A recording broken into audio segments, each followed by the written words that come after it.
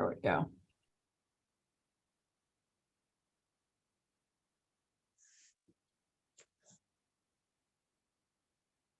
As soon as I say something, I'm going to get. There we go. Recording is now in progress. Good morning, everybody. This is the time and place set for the hearings of the Zoning Board of Adjustment for the City of Pittsburgh on April 6th, 2023. And the first case of the morning is Zone Case 21 of 2023, for 1304 Forbes Avenue. The applicant is Stephen Zalahi. Do we have Mr. Zalahi? Yeah, Steve Zalahi. I'm here. Okay, and are you the only one who is going to be testifying this morning? No, there should be a Sean Gallagher and a Mark Minisky. Okay.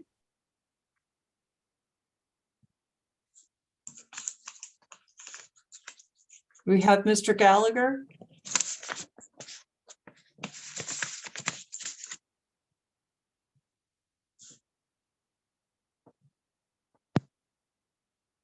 Mr. Gallagher, could you unmute yourself? Yep, sorry. And is there Just anybody? voted. Yeah. Mr. Minosky as well. Yes. Okay. I'm going to ask you all to swear in.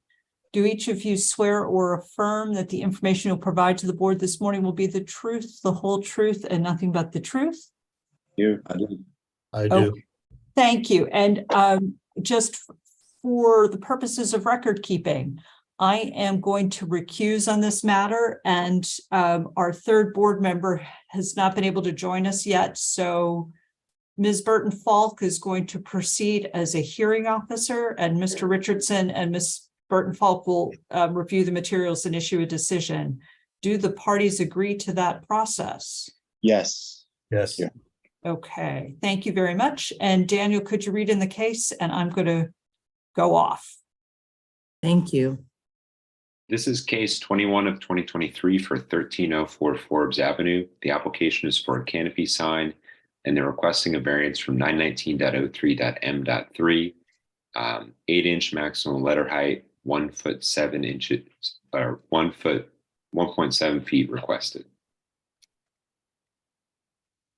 Thank you. Okay, we can begin when you're ready. Okay. This is Sean Gallagher on behalf of Duquesne University. You could go to the next one. This is a business identification sign for the new UPMC Cooper Field House. This just gives you a map so you can see where the AJ Palumbo Center is, which needs to be updated. But you can see it's kind of catty corner from PPG Paints Arena, which is another major public destination facility. Next. Skip one more. We'll come back to this one in a second. So this is the sign that's proposed. It's a canopy sign. You can't see. We'll go back to the last picture so you can see a little bit better. It is, yeah, it jets out. If this was a wall-mounted sign, it would be a sign permitted as of right, but because it's on the canopy, you can see it's set a few feet from the glass. It's considered a canopy sign. So the canopy regulations are much more stringent than wall-mounted signage. Can I ask, so that is just a little bit of a bump out there and then sort of runs along the wall again. Would that be inaccurate? Yes. Okay. So if you were, and the sign is meant to identify that gate from people walking from the campus and from downtown towards the field house. So Okay. if it was wall mounted and not bumped out, you wouldn't be able to see that sign whatsoever. Okay. Okay. Next. So it's a 46 square foot sign, which, you know, we believe is the minimum size necessary to identify this gate. And if you go to the next slide, this is just showing what would be permitted as of right. If it was a wall mounted sign, it's 80 square feet. which was we're not going for, and it's a little bit too big, as you can see. And then next, you can skip ahead to one more. So this is just a photo rendering of what the sign would look like. And as you can see, if you're at the end of the block, you can see the Cordia gate. And you go one more. This is a photo rendering of what the sign would look like if it was as of right with the 8-inch letters. It's barely visible. So this is the Goldilocks zone. If you go back one slide, please, Daniel. We believe that it's appropriately sized. I would note this board has considered similar issues in the past, and I can put this in proposed findings for the board and conclusions of law. But public destination facilities, the architecture, it's a little bit different than your normal building. We had a very similar variance for the Heinz Field flagship station, which were canopy signs, but had a similar architectural issue that required it to be canopy signs instead of wall-mounted signage. Also, I mean, it would be bad to put the sign right on the glass, and that's another reason for moving it away to the canopy. And those similar type hardships with the building were presented in zone case 188 of 2021 for Rivers Casino and zone case 92 of 2017 for the Carnegie Science Center. So I don't know if Mark or anybody else has anything to add, but that is our case. And for those reasons, we would ask that you grant the variance. Does anyone else want to say anything? No, thank you. Okay, I think Sean explained all the details perfectly. okay, very good. All right, Okay. well, we'll take that into consideration. Thank you for the presentation. Thank you. You Thank have a you. good rest of your day. You too. See ya. Thanks. Thank you, bye-bye. And again, I'm Alice Meidinger, and I'm back. I think Mr. Richardson joined for the last one, so he heard the information being presented, but I've recused on that, and the other board members will issue a decision. And our next case of the morning is zone case 19 of 2023 for 127 Anderson Street. The applicant is identified as Debbie Fossick. Do we have Ms. Fossick or somebody else representing the applicant?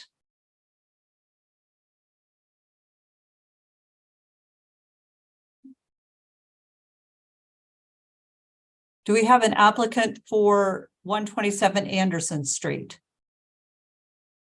Looks like someone does have, There's a hand raised with the Candow Meeting Pro. Is that the applicant for 127 Anderson Street?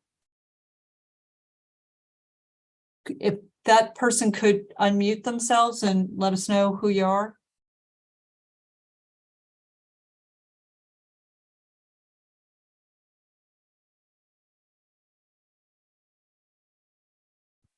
Whoever has their hand raised as Candow Meeting Pro, you're muted, so we can't hear you.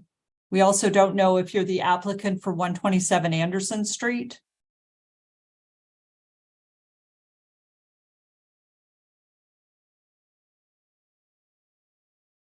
If we, again, the participant identified as Candow Meeting Pro. Could your hand is not raised any longer, but you're muted, and we don't know if you're here to participate with respect to 127 Anderson Street.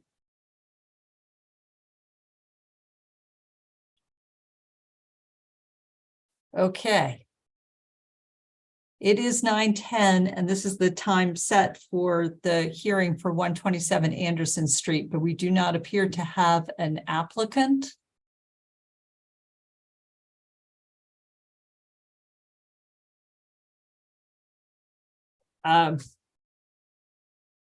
Again, if it's the Candow Meeting Pro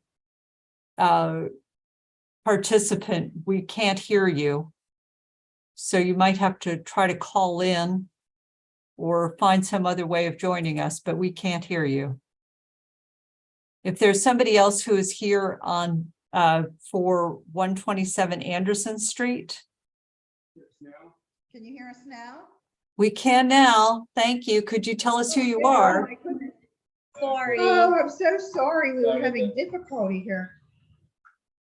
Hi there. This Are is you Debbie. the applicant for 127 Anderson Street?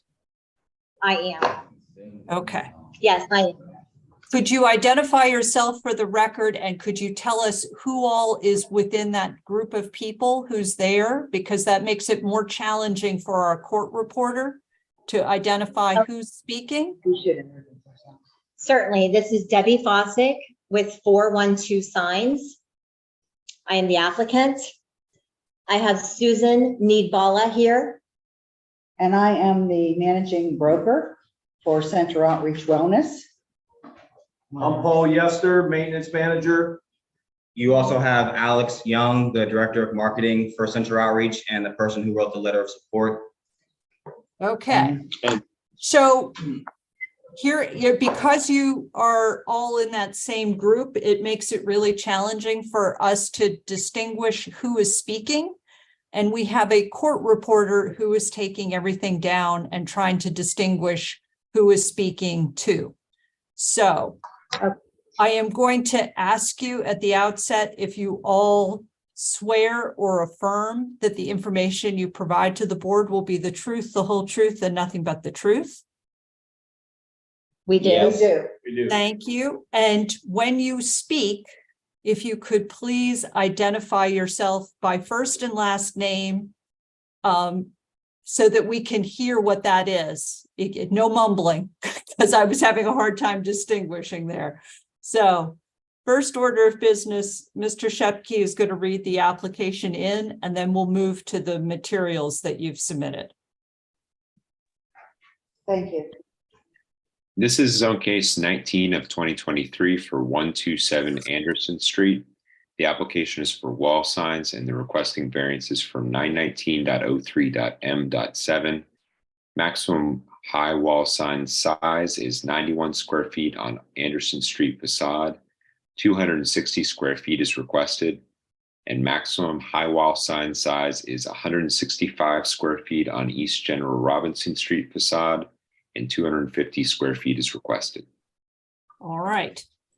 So we'll pull up your materials. Who is going to start on behalf of the applicant? Yes, I will start. This is Debbie Fossick, and I'm with 412 Signs. So what you're seeing there, what you are seeing there is a general plot plan of where we wanted to place the signage. So where you see the red bars, that is where the signs will go. That's At the where you're top of the roof. proposing to place the signs? That is correct. Okay. And both of the signs that you're proposing are significantly larger than what would be permitted. So you're requesting a variance to allow signage of that size, and that requires the board to consider whether there is a hardship associated with the property that prevents compliance with the sign regulations. And it requires you to demonstrate that the size of the signage that you're proposing is the minimum, not how big you want it to be, but the minimum that would afford relief. So if you could keep those in mind as you're explaining what you're proposing to do. Certainly. So the slide that you're seeing now, the next slide, it's on my computer. I'm not seeing it on yours. Well, we're controlling what you presented. So if you ask Daniel to change pages, he'll change pages. Okay, Daniel, can you change the page?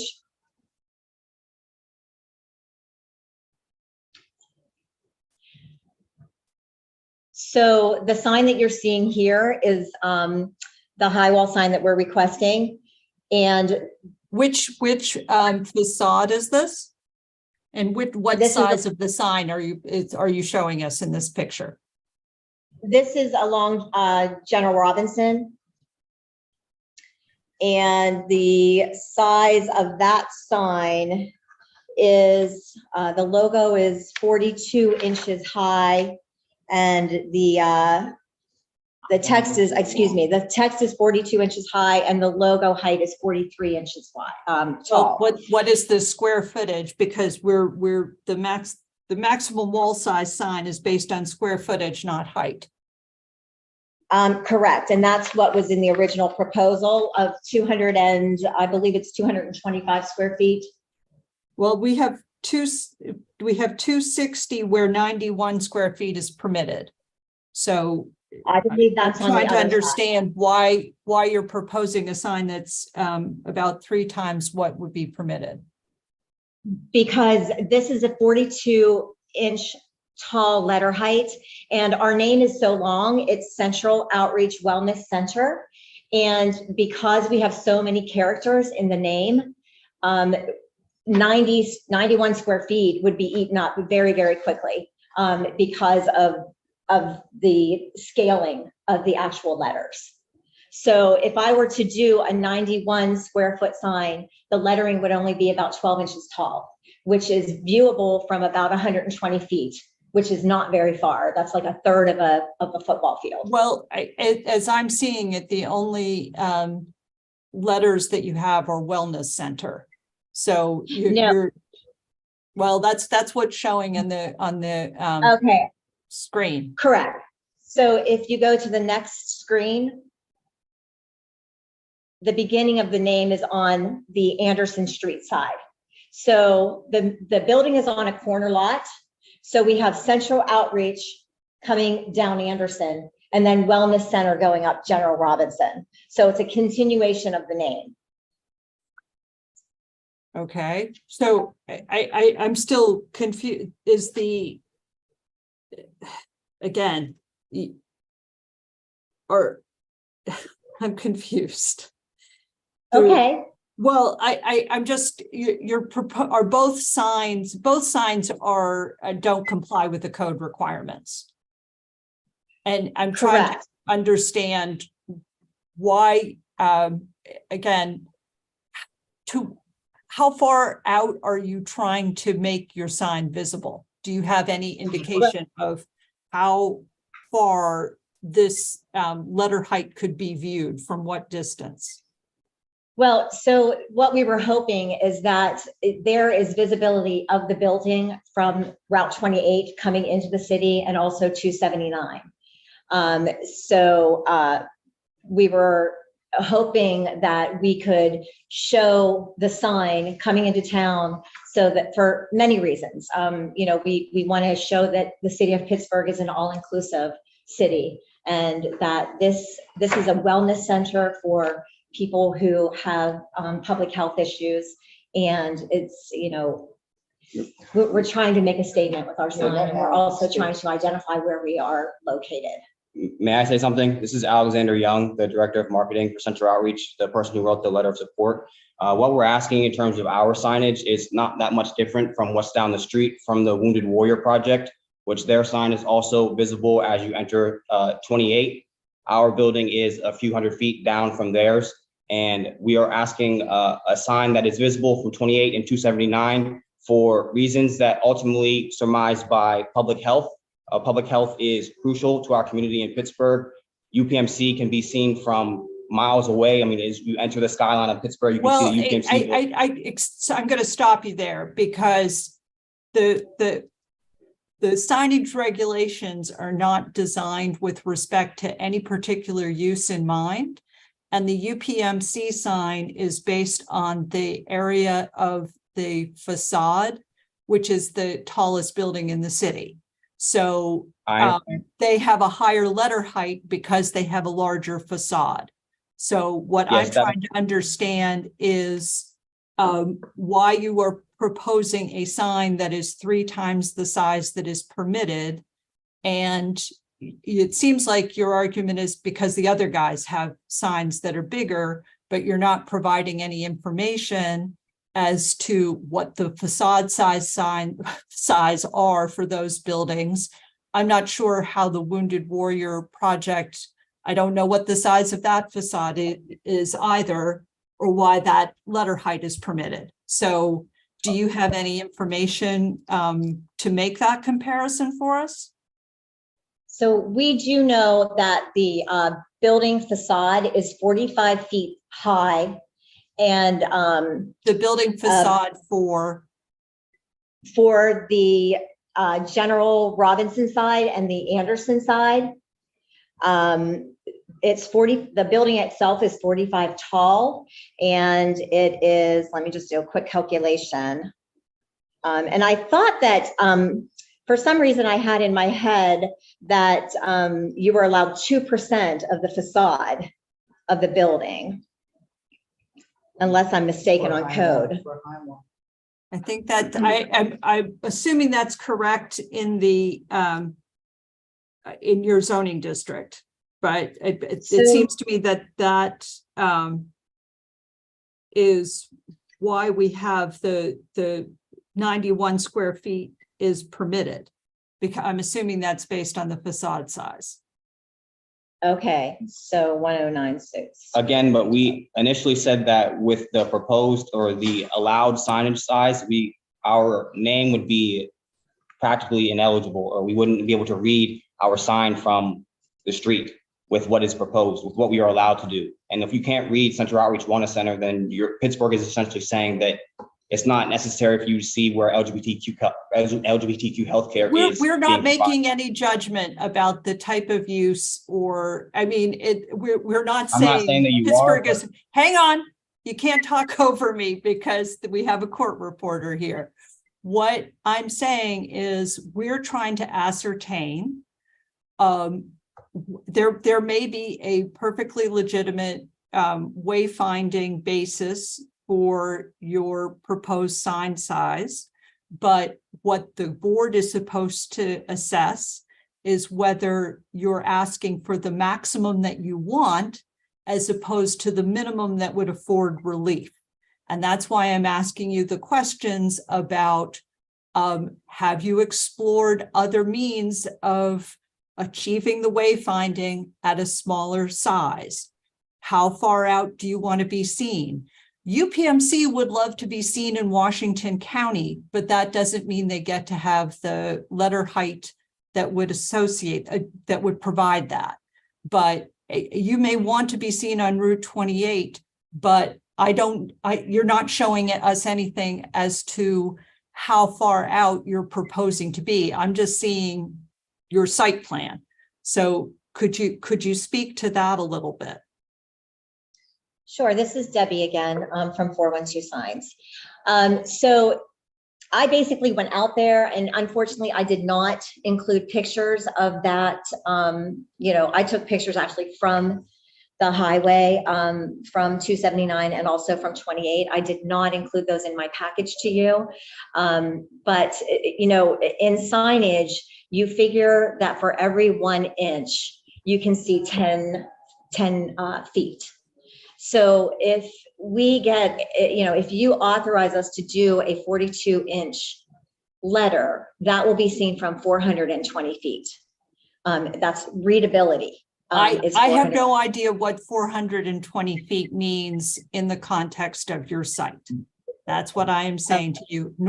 And again, we're supposed to be assessing why this is the minimum that would afford relief, not getting you the maximum distance that you would like to be seen. So there's a compromise somewhere in between there. I don't know what it is. So that's what I'm trying to understand. Can you guide me as to what you would like me to provide to you? Well, do you want to show us what else you've seen, you've provided in terms of exhibits today?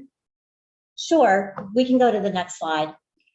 and again, can you explain what, so again, I was confused. You have the wraparound sign that is lettering, and now you're showing us a logo sign. Where is the logo sign with the smaller lettering supposed to be? This is actually on the Isabella side of the corner lot. And is So, this, hang on, are you requesting any variances for this sign? Because the only signs on our agenda are on the Anderson Street and the General Robinson Street facades. no, I believe that these two have been approved. Okay, that's where I'm saying, I only want to focus on the signs for which you're requesting variances. Okay, So we you can do skip this. have some identification signage on other facades. So I'm going to go back to the, why do you need the sign at the building height that are larger than what would be permitted? You have two signs that are permitted. Why do you need the other signs that are larger than what are permitted? So if you're the slide that is on, you can go to the next slide, please, Daniel. That was okay, we have to go back. Can we go back a couple? So yep, the one with all the signs on it, please. He's gone too far.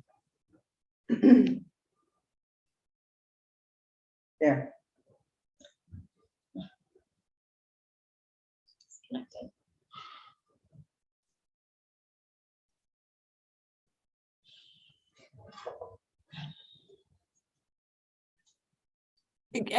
Who is speaking? What are we to be looking Yeah, at? we were disconnected. Can you hear me okay now? Yep, we can. Okay, so these are photographs that I actually took from 28 and Route 279. I pulled my vehicle over and was on the highway taking pictures.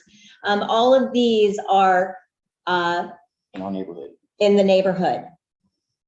Yeah, but again, you're using the UPMC building, which is the tallest building and has the largest facade size in the city. It's going to have a different percentage of sign and square footage of sign that's permitted. So Okay. I appreciate the information that you're providing, but outside of the context of what the facade sign are, it's apples to oranges in terms of a comparison. Okay, so the Wounded Warrior Project is right in line with our building. So if you were to draw a line, a vertical line from our building to their building, we are right in line with them. And their signage is seen and is large and is seen very well from the Parkway and from Route 28. So their building is not any larger than ours. It is not on a corner lot. You know, they do have several characters in their name, so I'm sure that that was part of why they needed to increase the size of their sign as well. But that's Again, are you providing us? I will go back at our records and look, but you're not indicating that that sign was approved by variance or by right. You don't have any information as to how that Wounded Warrior Project sign was approved. I do not. I just know that it's comparable to what we're requesting. And what we were requesting is something that's legible from the same distance that a Wounded Warrior Project sign is as well. And our name is long. Again, if you're speaking, you have to identify yourself for the court reporter. This is Alex Young, the marketing director, and I was just saying that we are requesting a similar sign that is legible from a similar distance as the Wounded Warrior building, which is in our neighborhood. We're not speaking of the UPMC building. The pictures you see on your screen of the Nova Place, the PNC building, the Wounded Warrior Project, and the Bracken House are literally our neighbors. They're buildings that we share space with, we share parking lots with, and we are just asking that our signage is as legible as theirs, which seems to be a reasonable request considering we are promoting public health. And again, we don't examine the use of any of the applicants, we're looking at the size of the signage on the size of the building. And we're trying to. That makes assess sense. That comparison under the code. It's completely neutral as to use. That makes sense. You were also asking about context, so I was just providing more context in terms of why we were asking to increase our building size. But the size of the sign, not the size of the building. Okay. Correct. Are there other materials that you would like to bring to our attention? I think we've covered everything that I sent in. Okay. Would you be able to generate an exhibit which shows us how far out? I mean, using a map showing where you said 420 feet. Could you show us where that, how that size of the sign, where it would be visible? Sort of a view shed of where it would be visible? I'm sure that I can do something as far as a design that can give you that. We'll get a photograph. And Well, I think it would help with a map, sort of to explain how far out you're proposing to have the sign visible. okay. Okay, so with that, if you could provide that supplement to the record, we will consider that as well. Mr. Richardson or Ms. Burton-Falk, do you have any questions of the applicant? I don't have any questions. No additional questions, Madam Chair.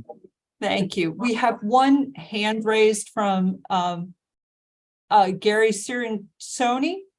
I apologize for any name pronunciation challenges. Could you unmute yourself if you would like to participate? We have a. Okay. I want to make sure that we hear from anybody who would like to participate, but if you've put your hand down, I'm assuming that means that you don't care to participate with respect to this application. Madam Chair. Yep. I do have one additional question while we're here. Okay. The applicant is making reference to the other buildings that they're sharing and showing the signage. Mm-hmm. In addition to, a map where they would pin and show the radius of how far out they want the signage to be seen. The comparables, I'd like them to make the comparables of the heights of the buildings that they're sharing. Yeah, I think to the extent that information is available, I would like to see that too. I mean, like I said, I know the UPMC sign it appears to be big, but it's based on a pretty large facade. So to the extent that you are able to get that material, I think that would be helpful for us as well. Exactly. I think we can check property addresses, but I don't recall having sign applications for variances for any of the signs that are depicted, but that doesn't mean that's true. It just means that's within my recollection. So, all right. I think we're we do have that request for additional information, which we will accept when you're able to send it to Daniel, and we'll close the record as of that time. But we're going to close the hearing for today and move on to the next one. And thank you all for being here. Thank you so much. Okay, thank you. All right. It's sign day. The next case of the morning is zone case 20 of 2023 for 271 North Shore Drive. And the applicant is identified as Susan Hance. Do we have Ms. Hance or another representative of the applicant for 271 North Shore Drive?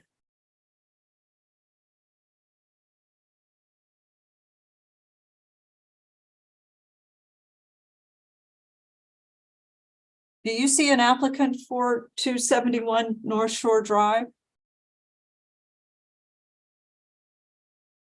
I'm not seeing Susan Hans or Jack Harnick in the attendees. Okay. It's. Oh, right, we have a Renee Foreman who's raising her hand.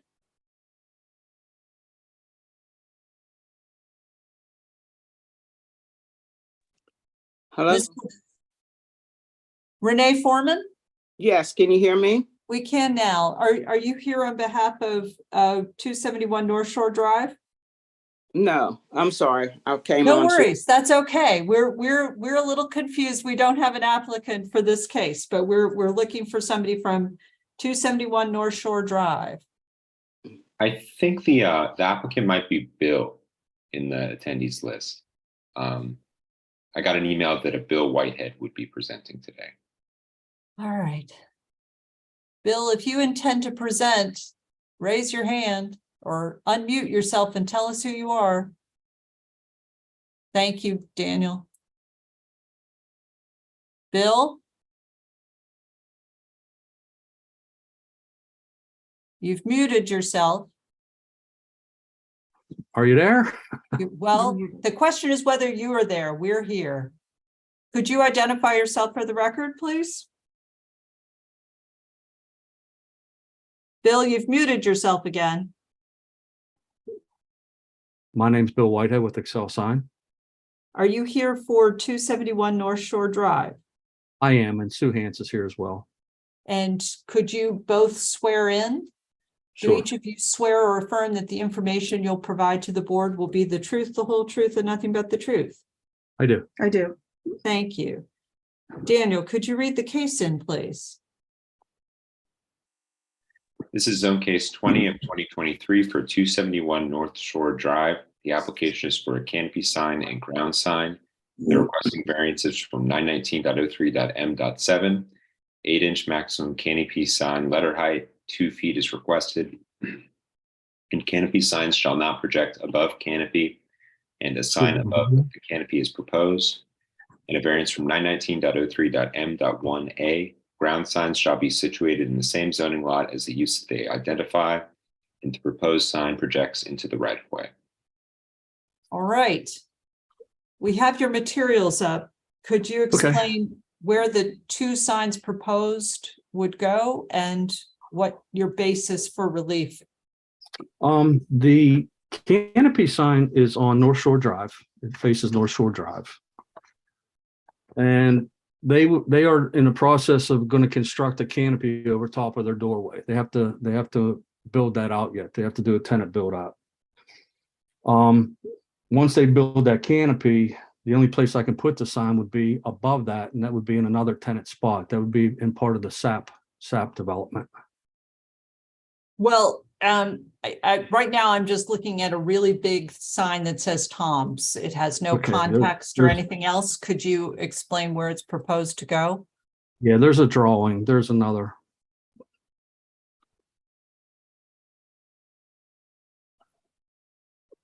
Nope.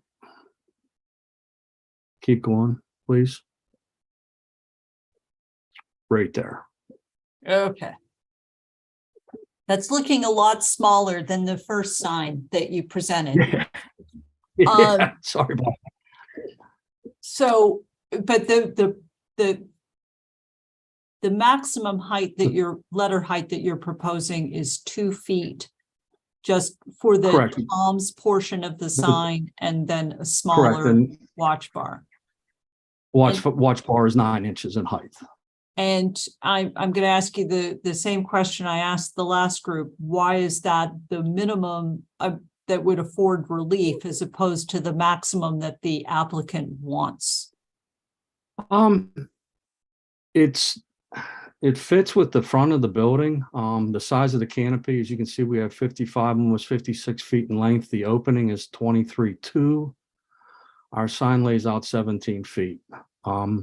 I don't think it's overbearing on the front, and I don't think it's excessively small. What is the if it were wall mounted as opposed to being on a canopy, would the area of the sign be permitted? Yes. And are there other comparable signs in the immediate vicinity of this location? Yes, ma'am. Down the street, you have Burgatory that has 2 sets of Burgatory letters that are 2 foot tall, 24 inches on the same canopy. You have Tequila Cowboys that has 16-inch high letters above their canopy. You have West General Parking Garage that has 17-inch high letters above their canopy.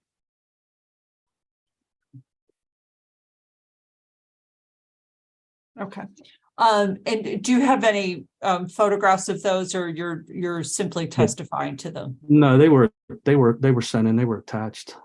Okay. They're somewhere in the materials. We haven't seen that. So this is the canopy sign that you're proposing. Correct. And how far out from the building does the canopy project? Is it like a foot, or is it 3 feet? I mean, is it just a little canopy over the entrance? I mean, what's? I believe it's, I do not know that. Okay. I know they were putting it in there for people to come outside and stay out of the weather and the elements. Okay. So your second request is for a ground sign that's supposed to be on the same lot as the use. Can you explain Correct. what that's all about? Well, they have we submitted the sign package, and we also submitted a site plan from Strata Architecture that I don't think it made your package. It was submitted, but it didn't get downloaded to what you're looking at and viewed. You should have it. We have other pages. This is a 19-page PDF. Yeah, Susan sent it to Daniel. You just did. Yeah, this morning, Daniel, she sent it to you. So, so can you just, while we're looking for that, can you explain what's going on? I mean, yeah, why are you proposing to I put a don't, sign on something other than the lot where the use is? yeah, I believe it's on their lot. I don't believe it's off. I don't think it's on somebody else's lot according to Strata's registered site plan. Because if you look in, I know it's going to be hard to see and you zoom in, but their property line goes out past the front of the building into the sidewalk. Well, but there's the dilemma. It's projecting into the right of way. Correct. I know we need encroachment. I know we need that. And from what I'm looking at, it looks like we'll be encroaching about 2 feet over the railing, but we're still on property. You have the air rights for it. Again, without having a sense of what it is you're proposing, it's hard to evaluate what you're saying. Well, I just wanted to point out that what the site plan, it showed that we were, according to the ground sign situated on the same zoning lot. I think it is, according to the architectural drawings. Now, Daniel, there is drawings of the sign, what it showed. Okay, there we go. There you go. Yeah, but if you're projecting out over the right of way, is that still on your property? Is the I believe it is. Looking at Strata's drawing, it is still on the property. If you look at their property line, the building is, highlighted. but is the projection into the right of way? I guess that's maybe what the question is. But this is the rendering of the second sign that you're asking for us to consider. Correct. And I don't really know how to answer that, except for, like I said, with Strata's drawing showing the property line on it and our sign showed on that site plan, that sign sits within the property lines. And I know they're showing a guy walking underneath of it, which is the sidewalk. And I understand it's the sidewalk that may be the property problem, that the sidewalk isn't part of the property. The sidewalk, the property may end where the building ends. So the projection is into the right of way, which is not the same property as the building. But we'll have to sort of, I appreciate the size of the projecting sign complies. Is that it's as right. It is as a right, correct. Yes, Okay. So the question we have to sort out is whether it could project into the right of way.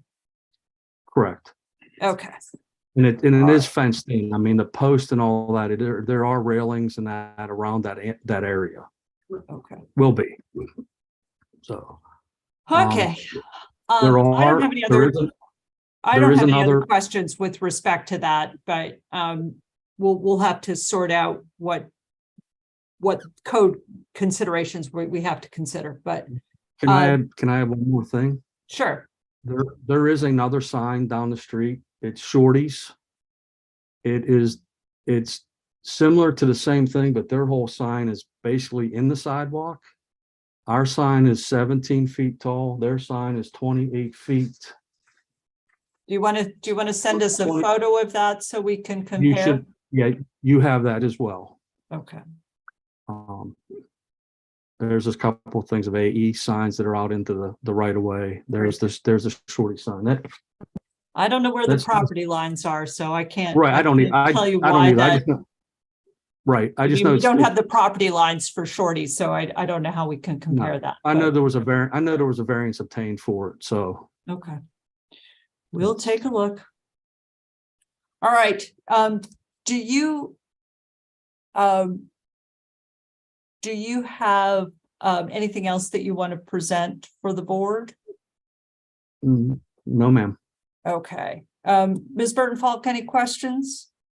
No additional questions, Madam Chair. Okay. And if we can let Mr. Richardson back in. He's with us, but I have no not as a questions. panelist. I'm with us. There you go. All right. No Do you have any questions. other questions, Mr. Richardson? No, thanks for All the right. thorough presentation. Do we have anybody attending who would like to comment with respect to 271 North Shore Drive? I am seeing no hands raised, so I think we'll move on. Thank you. We'll accept the exhibits as part of the record and we will look at both signs proposed. Thank you. Thank you for your time. Okay. Have a great Easter. All right, next case of the morning is zone case 23 of 2023 for 2795 South Water Street. The applicant is identified as Colin Colano. Hello. Eventually, we're going to have something other than signs this morning. Sign day. So, who all is going to be testifying with respect to this application? Bill Colano will tell Steve. Okay. Do each of you swear or affirm that the information you'll provide to the board will be the truth, the whole truth, and nothing but the truth? I do. Yes. Thank you. Daniel, could you read the case in, please? This is case 23 of 2023 for 2795 South Water Street. The application is for a wall sign. They're requesting variances from 909.01.j.1 and 919.03.m.5a. Wall signs are not permitted over 20 feet above grade except where expressly permitted. Wall sign 65 feet 6 inches above grade is proposed. And a variance from 909.01.j.1 and 919.03.m.5a. Wall signs are permitted up to a maximum of 80 square feet, 270 square feet is proposed. Okay, we have your materials, so could you explain what it is that you're proposing to do? The site is in Southside Works, and there is a current Hyatt House hotel. Let's go to the next image. That is on the riverfront. And this is some housekeeping of what the zoning district is. It's an SP district. And it shows the relationship of the building to the hot metal bridge. This hotel is attracting unique visitors every day. Most are not familiar with the city and arrive via the roadways across the Monongahela River via the Parkway, 2nd Avenue, Hot Metal Bridge. Many of the hotel patrons are visiting businesses in the Pittsburgh Technology Center, which is directly across the river. The Hyatt Hotel has no signage on the river facing facade to identify the building as this important community asset. There is precedent. Well, I would beg to differ on the important community.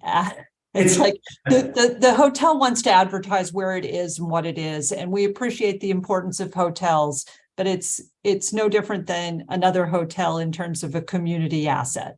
So I'd like to have an understanding of why it is that you're proposing a sign that is almost four times or 2.5 times what would be permitted, and then at a height that is significantly higher than is allowed as well. So if we can focus on the reasons for the variance and the hardships associated with the property. Got it. We want to have a sign large enough to be readable from the technology park across the river. And the 80 square foot sign is really geared to a low 1 or 2 story high business identification sign. And we need something that carries a bit more in distance. Let's go to the next image. The American Eagle Outfitters sign is on the adjacent building and is 4 foot high letters. The size that we're proposing is 3 foot 10-inch high letters. That's our study, and the upper left diagram shows the proximity of both signs. Next. This was the variance that was necessary for the American Eagle sign, and that goes back to 2010. And so we're really requesting the same thing that they received. Next. There are precedent for other river-facing signs. Okay, but how far down the river are those, and under what sign standards were those approved? I appreciate that. Those are significantly different uses at a significant distance away from, and you're not giving us any comparison as to what sign regulations were in place when those signs were approved. They're both in SP districts. We can go on. Well, as all SP's districts are by their very nature different. They're special purpose districts that are unique to those sites. So go back to if this.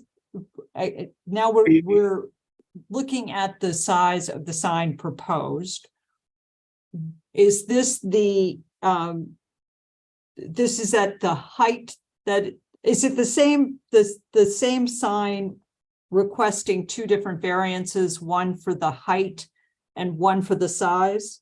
That's correct. One sign. Okay, so I appreciate why you're proposing the height that you're proposing in the context of the building with the hotel windows, and this is the logical place to put a sign. But the sign proposed, again, is significantly larger than what is permitted. So again, I appreciate we want to be as legible as far away as we can possibly be legible. And I appreciate that there is a wayfinding aspect to that.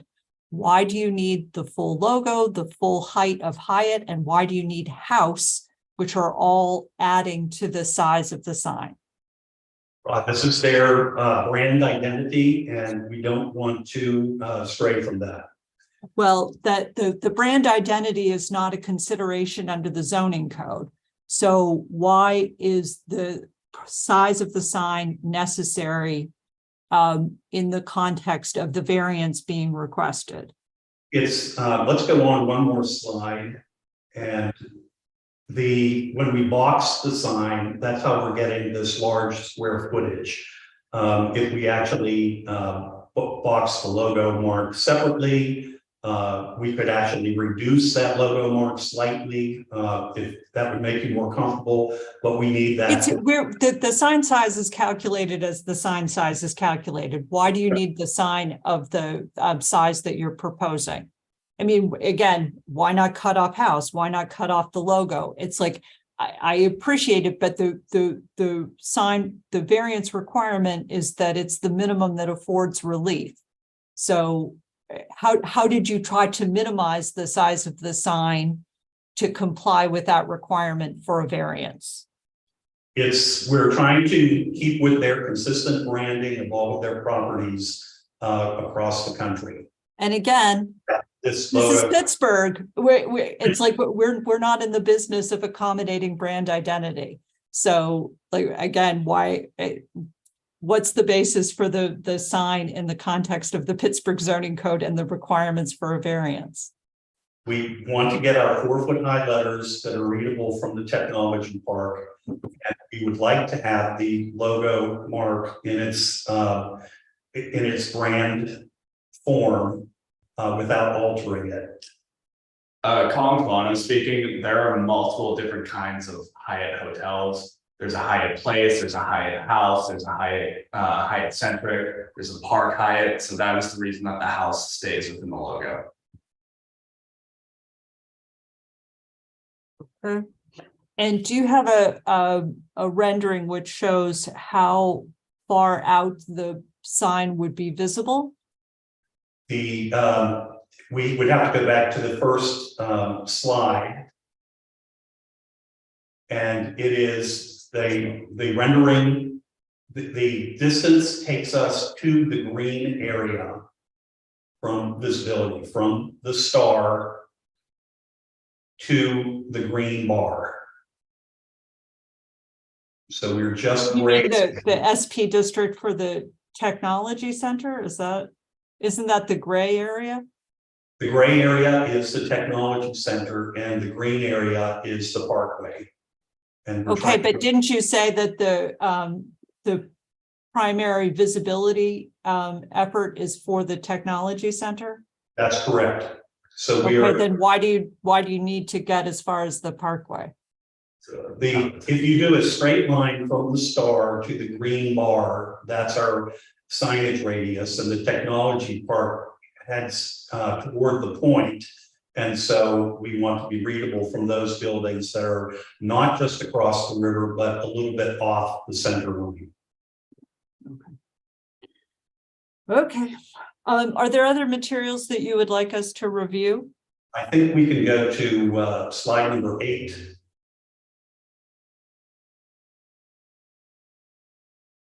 And this shows a rendering of the logo on the building with a little bit of an enlargement.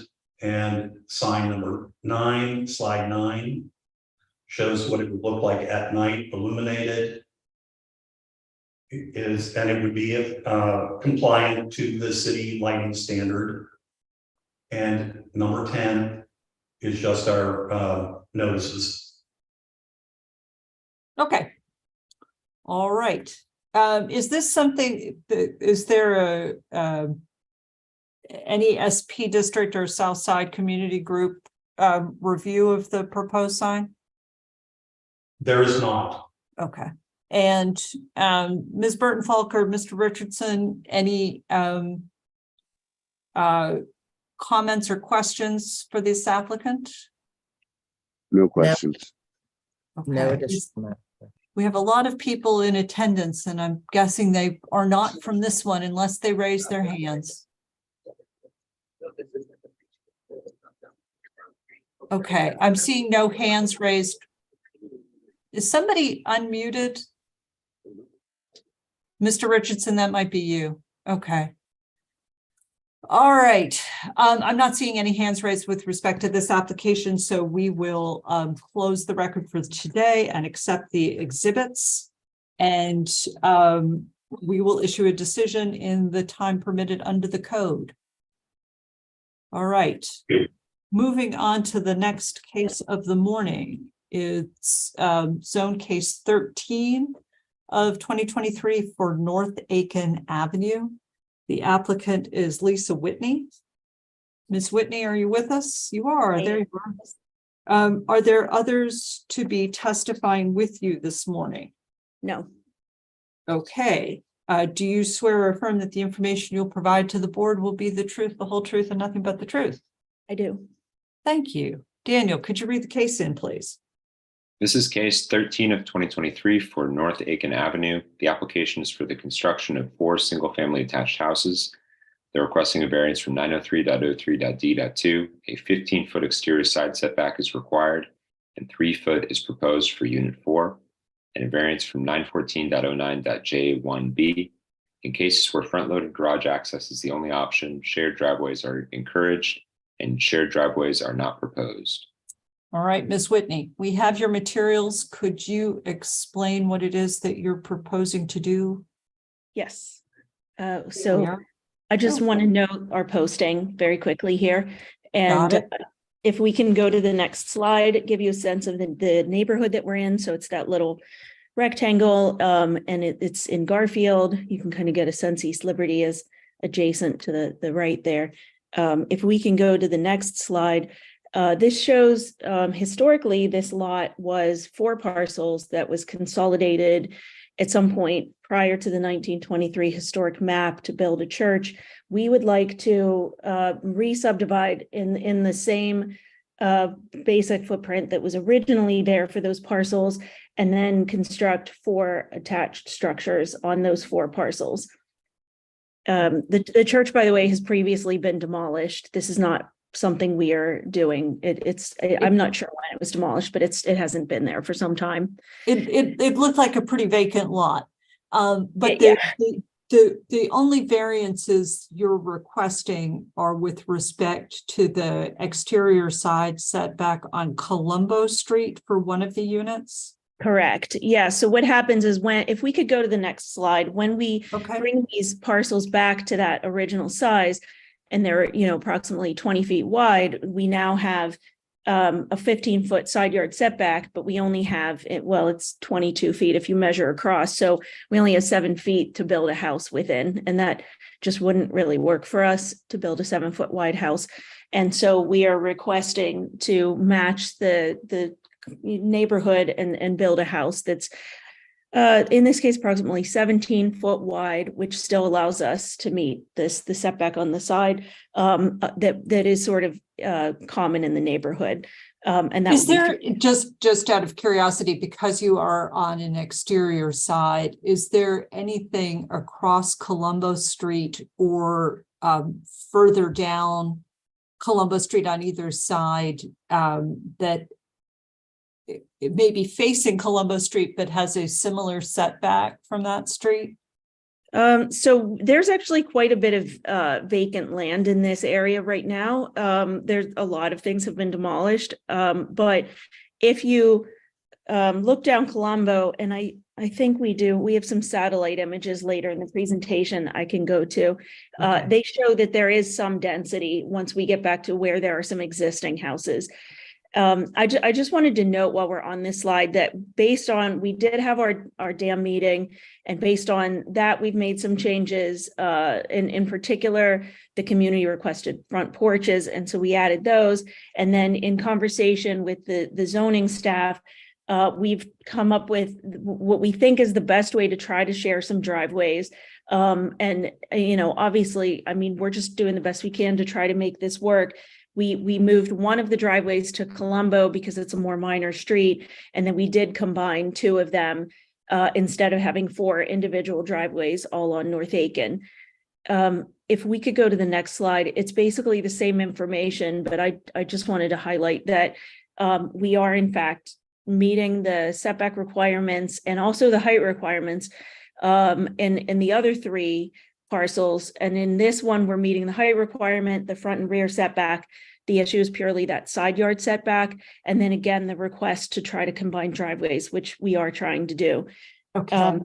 So you're trying to limit the number of curb cuts from Aiken? We are. Okay. But can I ask another question? Focusing on that exterior side on Colombo. Just in terms of the intersection and visibility at the intersection, could you comment on how the structure extending towards Colombo Street would affect visibility at that intersection? So it's not easy to see in these photos, but this parcel actually does if it goes downhill along Colombo. So North Aiken would be the high point.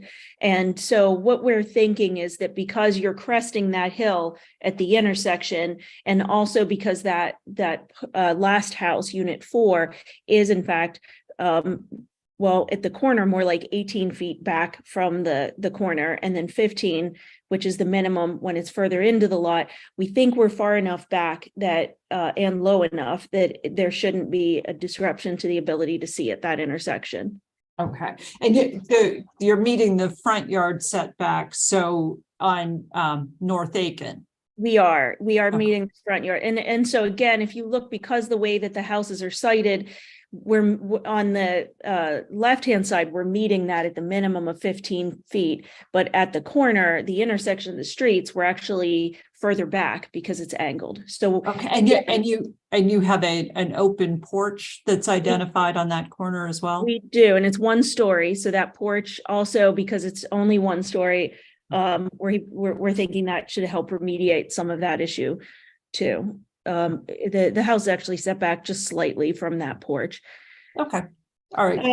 If we Carry could- on. Thank you. The next slide. This shows slightly better how the the hill does in fact descend, further down Colombo. And it also does help if you can see. We do have houses that are some setback, but some very close to the sidewalk along Colombo. You just have to get a little distance from the site because there are a series of vacant lots on this corner here. Okay. If we go to the next slide, this shows where we are, just again, sort of in the context of the neighborhood. And so it does give you a sense of the amount of green space that there is here, which is not parkland, it just isn't currently developed. But you can also see that there are a decent number of townhouse structures in the general vicinity. And so we are trying to sort of match that with our development. If we can go to the next. It is an R2 district. It is, excuse me, it is permitted. We are permitted to build this in this district. But I just thought it was worth noting that it is very contextual. If we could just go through the next 3 slides, those all show some neighborhood context photos. We tried to, markate where our site is, and it does get a little confusing because there are a few vacant lots in this neighborhood. And again, it makes it difficult to contextualize this because there are so many. But if we can go to the next one, you can see there are some houses, and that some of them are single family, some of them are duplexes, and then we are seeing more townhouse development. And then if we could go to the next slide. So again, we also see that these houses are often very close to the property line as you move further away. But right at our parcel, that bottom right-hand corner, that's looking at the 2 parcels across the street, across North Aiken. So one is not developed and the other one is set back a good bit. Okay.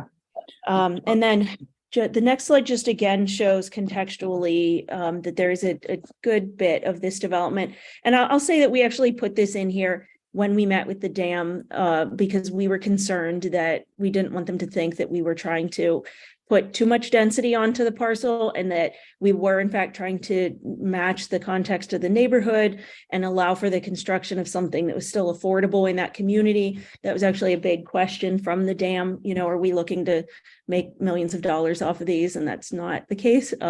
We're just trying to build something energy efficient and contextual. And if we could go to the next one, this actually shows that the height does in fact meet the height requirements. And actually, if we go to the next one, it shows a little bit better the same situation, and that we did in fact add those porches as requested by the community group. We're trying to use materials that are very contextual colors and provide off-street parking, more energy efficient houses, newer construction, but still affordable and add to the community. And I don't think we received any official response, but they seem very Well, I think we might have, I was gonna say, we're going to, let's not anticipate whether the Okay. community group may or may not be here to comment with respect to Okay, the thank you. application. So I'm So gonna this is first the end of our turn to, presentation. thank you. I'm gonna turn to Ms. Burton Falk and Mr. Richardson to see if they have any questions. No additional questions, Madam Chair. No questions. Okay, and as suspected, we have, do we have a hand raised from Mr. Toll? Yes, you do.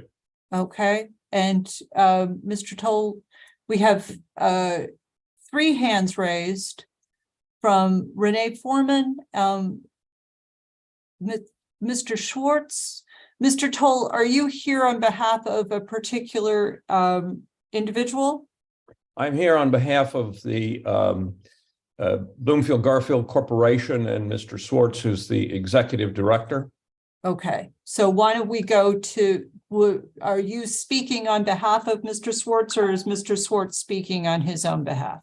Mr. Swartz is speaking on his own behalf.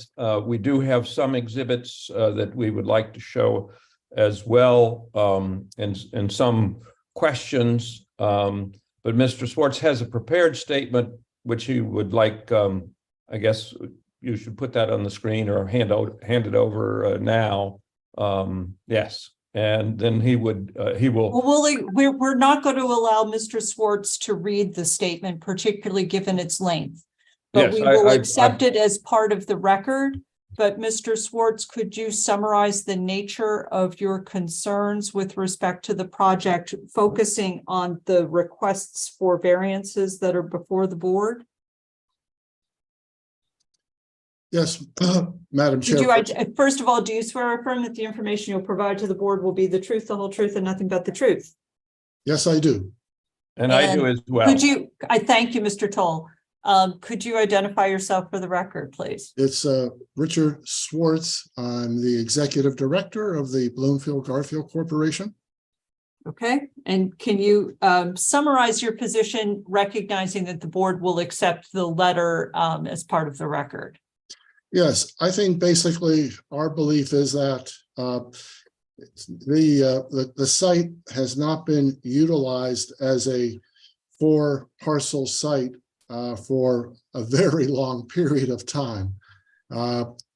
Since I've been working here at the Bloomfield Garfield Corporation, it has been a single lot that has been owned by Eleanor and Otis Sandling. The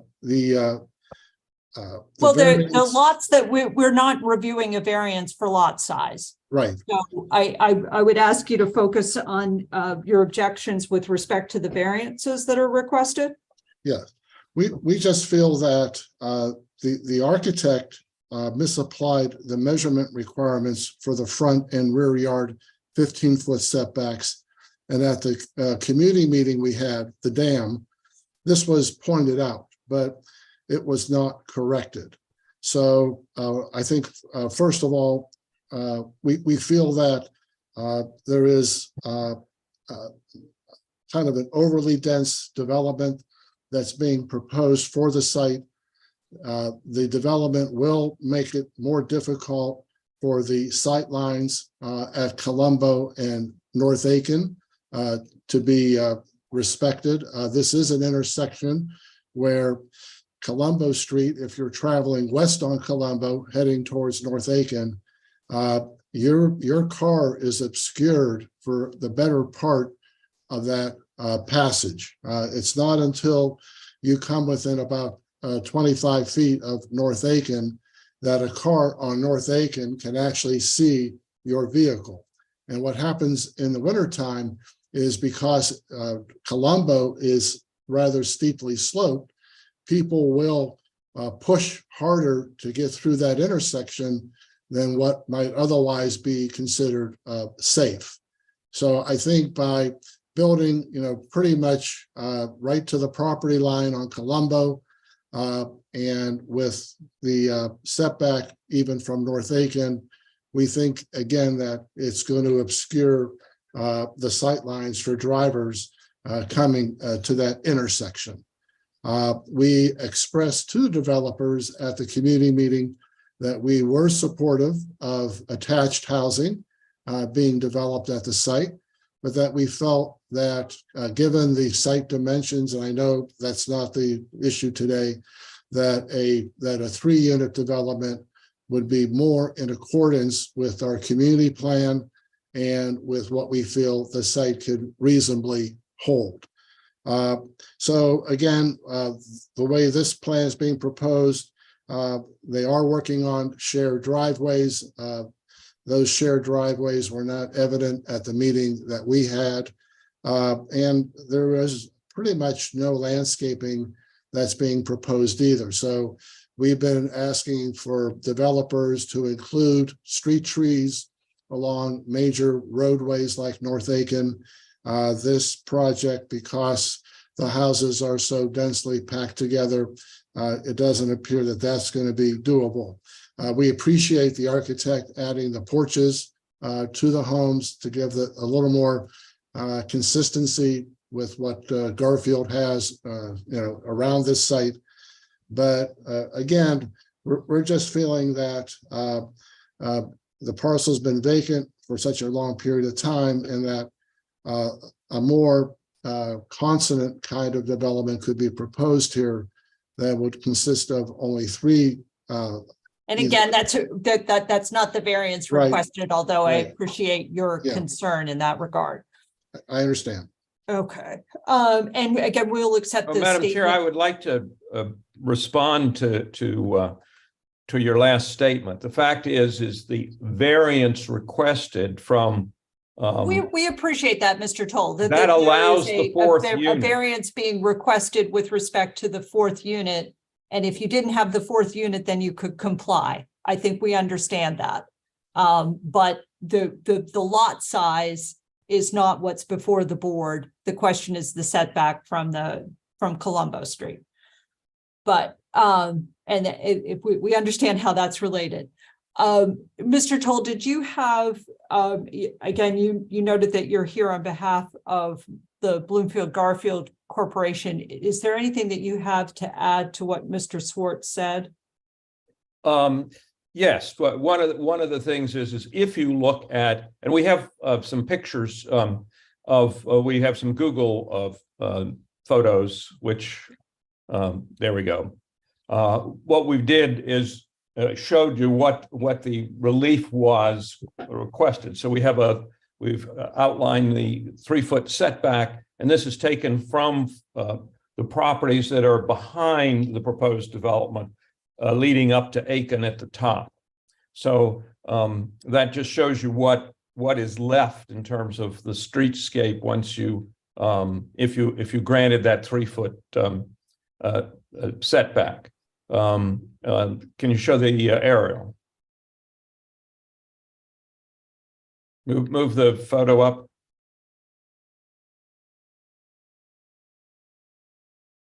Okay, and so because it is street, you can't see it too well. But again, this aerial shows that 3-foot setback, so the building will be coming out to that line, and these are the properties on Colombo immediately behind the development, and they do respect the 15-foot setback, and I think that's actually shown on the drawings that Ms. Whitney submitted. So we want to make it clear is that this really does present a real problem in terms of the future development of the vacant lots, to have what I would call a sore thumb of a building that comes within 3 feet of the right of way.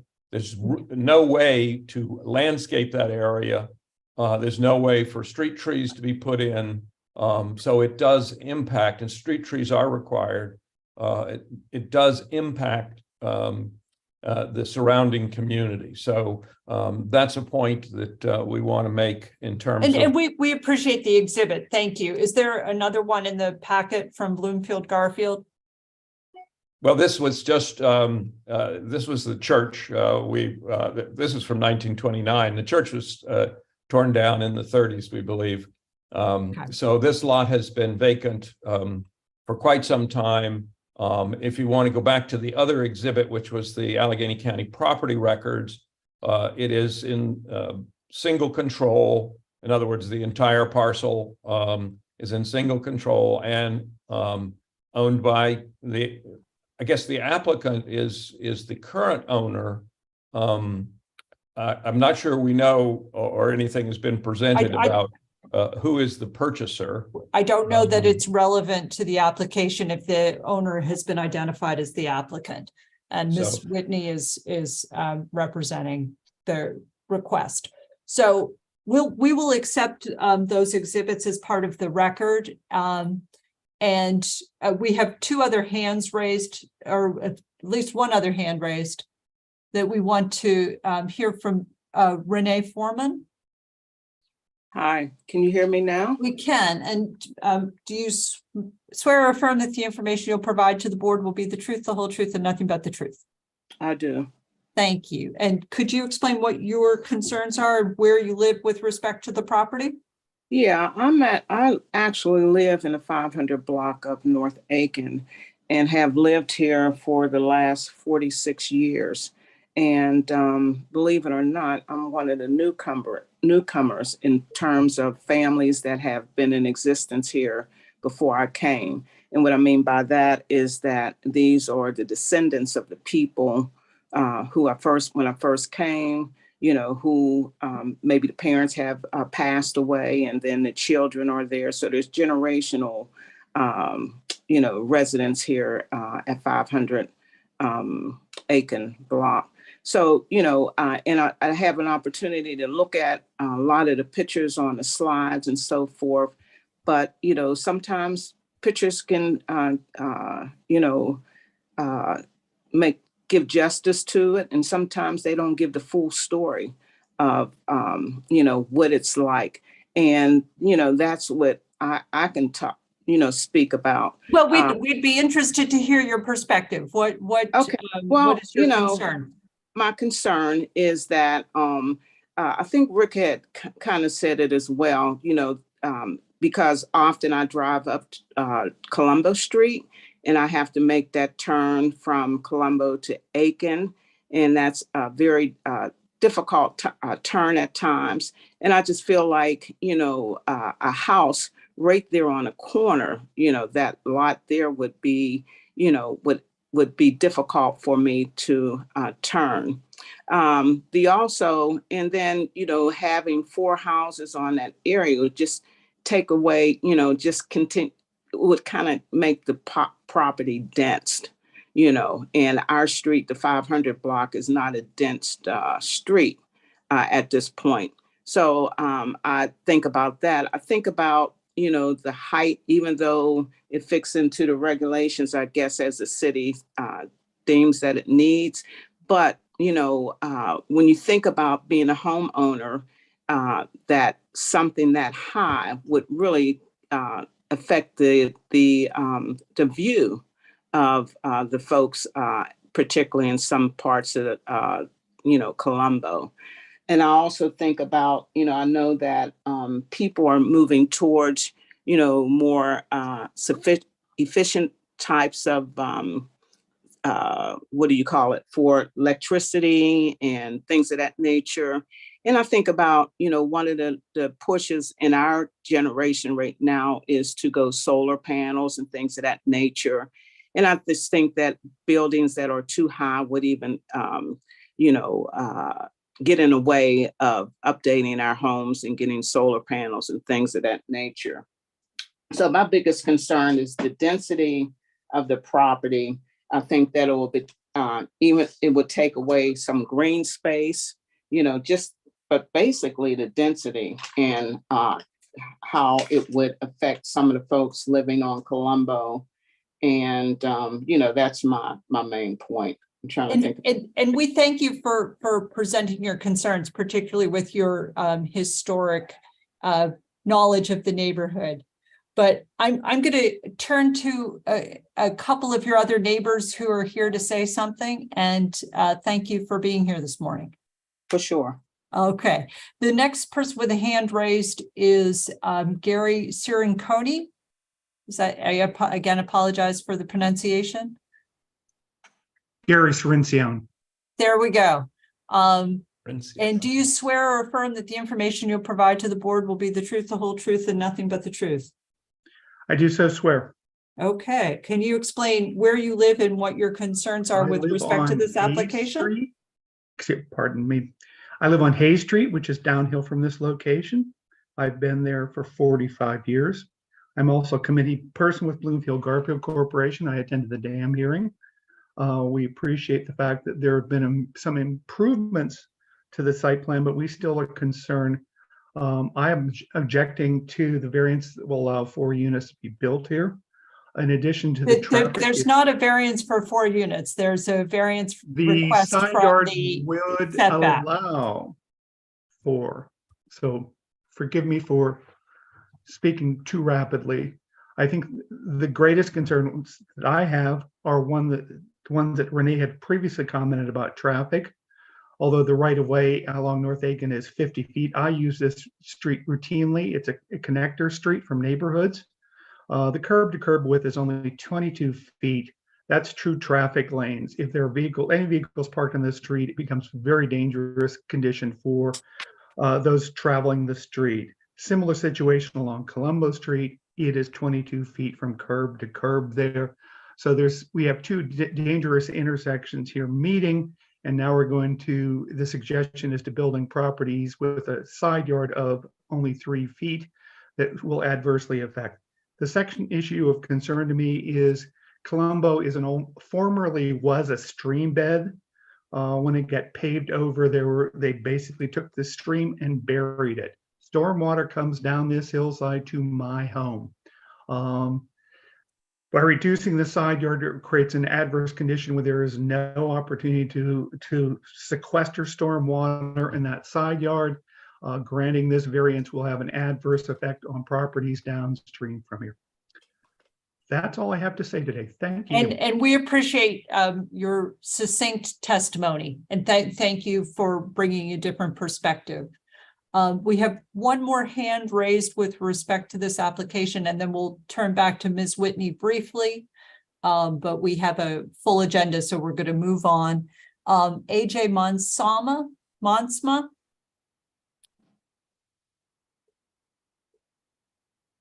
Could you identify yourself for the record, please? AJ, we can't hear you. Can you hear me now? We can, thank you. Okay. Sorry. And do you swear or affirm that the information you'll provide to the board will be the truth, the whole truth, and nothing but the truth? I do. Thank you. I am a neighbor of Renee's, and I work at Garfield Community Farm, which is right up the hill. And I'll be brief. I just wanted to echo the concern Gary brought up with the setback in relation to stormwater retention, particularly how that will affect the houses that are immediately behind the proposed development. Yeah, I mean, Garfield just has a stormwater problem. So with that 3-foot setback, the variance of that would certainly contribute to the problem and make it worse. And again, thank you for noting that you share concerns of your neighbors and adding an additional detail, but thank you. All right, Ms. Whitney, you've heard the concerns as they're presented. Did you want to respond? When there's a lawyer involved on one side, we do typically allow for the submission of proposed findings of fact and conclusions of law. Is that something that you or your client would like to do? Because we can give you time to do that, or we can, and we can allow you to respond briefly here. I honestly, I wasn't prepared for this. We felt like the dam meeting went well. We left feeling like that we had their support. We revised as they requested and sent them revised documents, and then hadn't heard back. We sent them these. We've been sending them documents for weeks, and I honestly I'm not prepared to respond other than to say the landscaping issue is new to me. We would happily show them a landscaping plan. The stormwater issue is not new to us, but we did respond that we intend to remediate the stormwater situation as possible on the site. And we do have significant front and rear setbacks that we have space to do that within. Because we are maintaining that front setback, we still truly believe that we are not creating an issue with that intersection. Also, the fact that our houses are lower than the street and are just generally not very tall, significantly shorter than what we are permitted. But again, I do apologize that there are issues. We just didn't expect them because they weren't feedback we've received. Okay, so given that, I'm going to make a suggestion, and you can throw this to the board for us to make a decision now, or we can close the hearing with respect to today and allow the participants another opportunity to review the issues presented and to come back to the board with either a revised proposal or let the board know that you would like us to issue a decision based on the record already developed. And if we give you a 4-week time period to do that, would that make sense to everyone involved? Rick, I think you're the, as the executive director, sort of the laboring oar on this one. Yeah, can you hear me, Madam Chairperson? We can, yes. Yeah, we're always in favor of additional dialogue. And Mr. Swartz, you heard the community members who identified themselves individually. If you could involve them in any process or discussions with the applicant. And like I said, we will expect Ms. Whitney to hear from you, either coming in holding hands with Mr. Swartz or not. But if we need to have an additional hearing, we will have an additional hearing. If you want us to make a decision based on what's been presented today, we will do that. So, but we're going to hold it open for 4 weeks to give you that opportunity to review. Does that sound fair? I think it is. We aren't sure that that benefits us because we feel that we had this meeting with them and they didn't provide us with a sense. Again, Ms. Whitney, I would say that you are the party requesting a variance. So if there's another opportunity to go back and maybe resolve some of these issues, the board does have 45 days to issue a decision.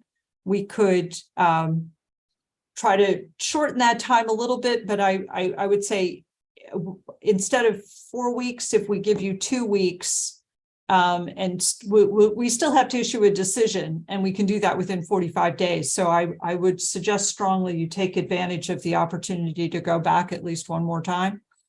Okay. All right. So why don't we say 2 weeks instead of 4 weeks? And if we don't hear back from you, or we hear back one way or another in 2 weeks, we will start our clock then and issue a decision based on the record presented. All right. Thank you. Okay. Thank you all. Bye. We're moving on.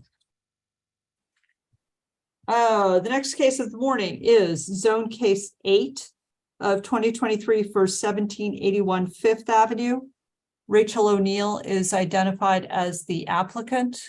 Ms. O'Neill. Good morning. Good morning. Do you have others with you this morning? Or I are you do. going to request a continuance until another day? No, I'm here for the hearing, and I'm here with Joseph Johnson and Brian DiPietro, if they could be let in as okay presenters. Joseph Johnson and Brian DiPietro. Brian and DiPietro. I'm sure I mispronounced that. Sorry, Brian. It's okay. All right. Do we have, I see Mr. Johnson. I see Mr. DiPietro. Okay, so if each of you could swear or affirm that the information you'll provide to the board will be the truth, the whole truth, and nothing but the truth. I do. I do. All right. We don't know about Brian, but we'll assume that he is swearing in as well. Daniel, I could you do. read the case in, please? This is case 8 of 2023 for 1718 Fifth Avenue. The application is for the new construction of a multi-unit residential structure. They're requesting a variance from 908.04.d.1e. All new construction shall maintain an 85% building frontage along the established build-to line on the primary frontage, except where determined by the minimum front and side setbacks for the subdistrict. Less than an 85% building frontage is proposed. All right. So we are not going to address the nature of the use itself. The variance hearing will be very limited to the request for a variance from the 85% building frontage provision. So, Ms. O'Neill, could you explain what it is that relates to that particular variance request?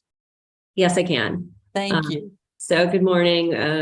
As Mr. Shepke said, we are requesting that the build to line percentage of 85% be reduced to 55%. So, and appearing on behalf of me, I have to say this before I get started. I'm here on behalf of Alpha Residential, who is the applicant and developer here. And with me today is Brian DiPietro of Rocket Architects, who'll be testifying regarding the proposed project, and then Joseph Johnson from Alpha Residential, who will be here to answer any questions that may come up. Okay, but again, so again, we're not commenting at all on the building except for that one detail or the use. Yes. Thank you. Correct. So why don't you tell us where the building is? Yes, so if we go Thank to you. Exhibit B, and that would probably be slide 13. We can see that the property is on Fifth Avenue in Uptown Bluff neighborhood. It is identified by that green dot there. So you'll see that it fronts on Fifth Avenue and has a rear at Watson Street and is located between Milton Berger and Van Brom. So generally in the vicinity of Mercy Hospital. Yes. Okay. And if you go to the next slide, you'll see the outline of the entire parcel. So this is currently 12 parcels, and this whole site will be developed as a single development. And these are currently used and have been used for some time as surface parking lots? Correct. The majority of the parcel, besides the 3 lots with adjoining buildings, is used as surface parking. Okay. All right, carry on. All right. Okay. So we're here today to present the design for this project. As we said, it's a permitted multi-residential use. And the proposed design is consistent with the goals of the Eco Innovation District in which it's located, specifically to allow for more density and efficient design, to eliminate surface parking area, and is consistent with the community and Uptown Partners wishes for more open space along Fifth Avenue. So I'm going to kind of walk Brian through the next few slides. We've already— And again, we are focusing with all due respect to the use being proposed. We really need to understand why the variation from the build to line percentage is being requested. Yes, absolutely. If we could Thank go you. to Exhibit C, that would be, it starts with, so the next slide.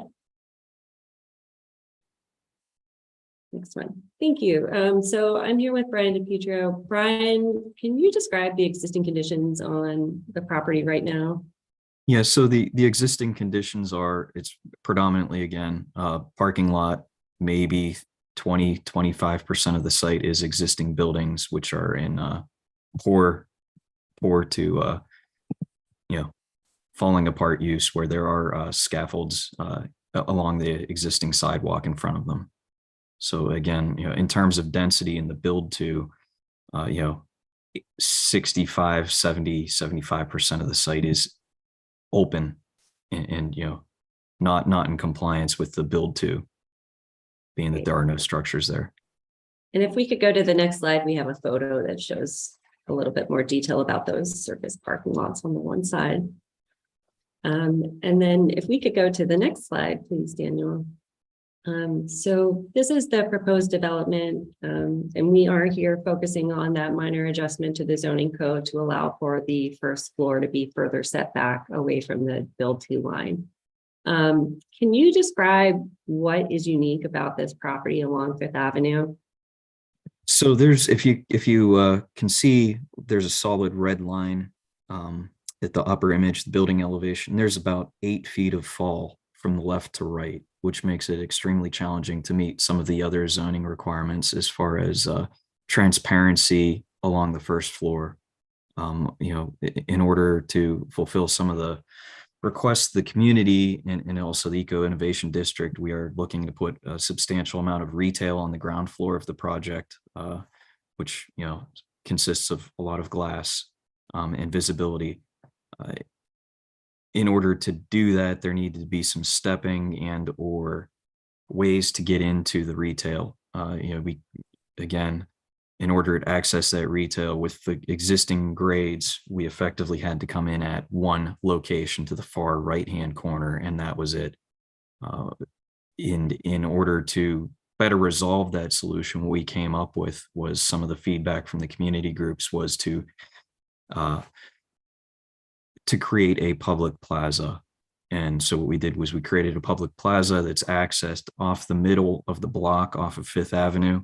It is ADA accessible in its entirety, which then gives the majority of the retail ADA accessible access. It also creates much more open space and storefront for the retail. Can I just interrupt you? By providing the plaza in the front, you are cutting into what would otherwise be the building frontage.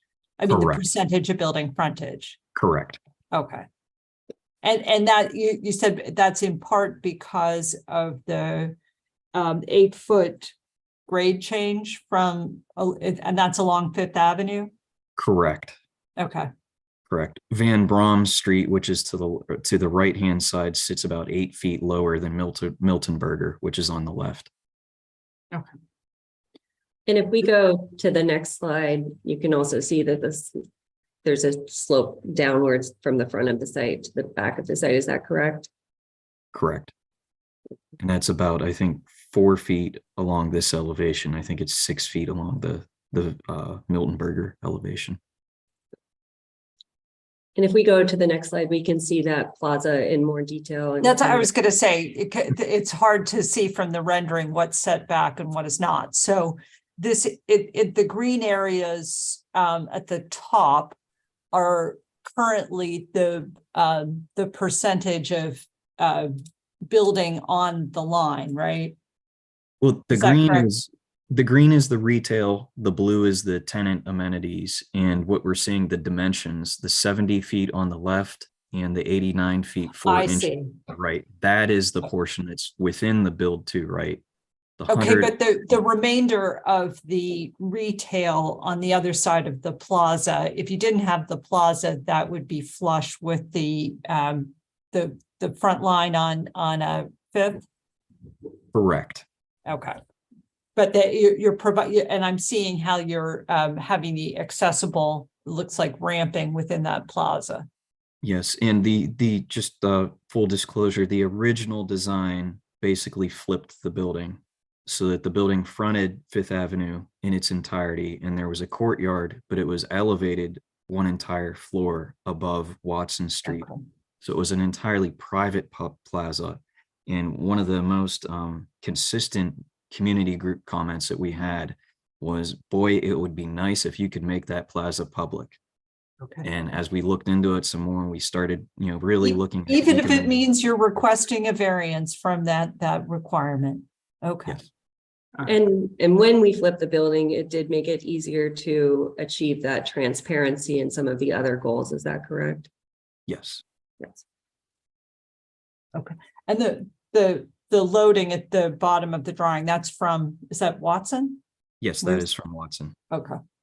All right. Do you have other materials that you want us to take a look at? Yeah, so we have another plaza view. If you go, I think, to the next slide. And so, Brian, if you could just walk through how the ADA access works and why, the size of the plaza is what it is. Yeah, so these are just some views along Fifth Avenue. The top left corner is as you were headed down towards downtown, and in the foreground you cannot really see them, but there are steps that go down into the plaza, and you see there's basically the two towers on the left in the foreground and the far right that are where we do project to the build to line. On the top right corner, you can see between the two trees is the ramp that goes down into the plaza that provides ADA accessibility. And it's technically not even a ramp, it's a less than 5% sidewalk.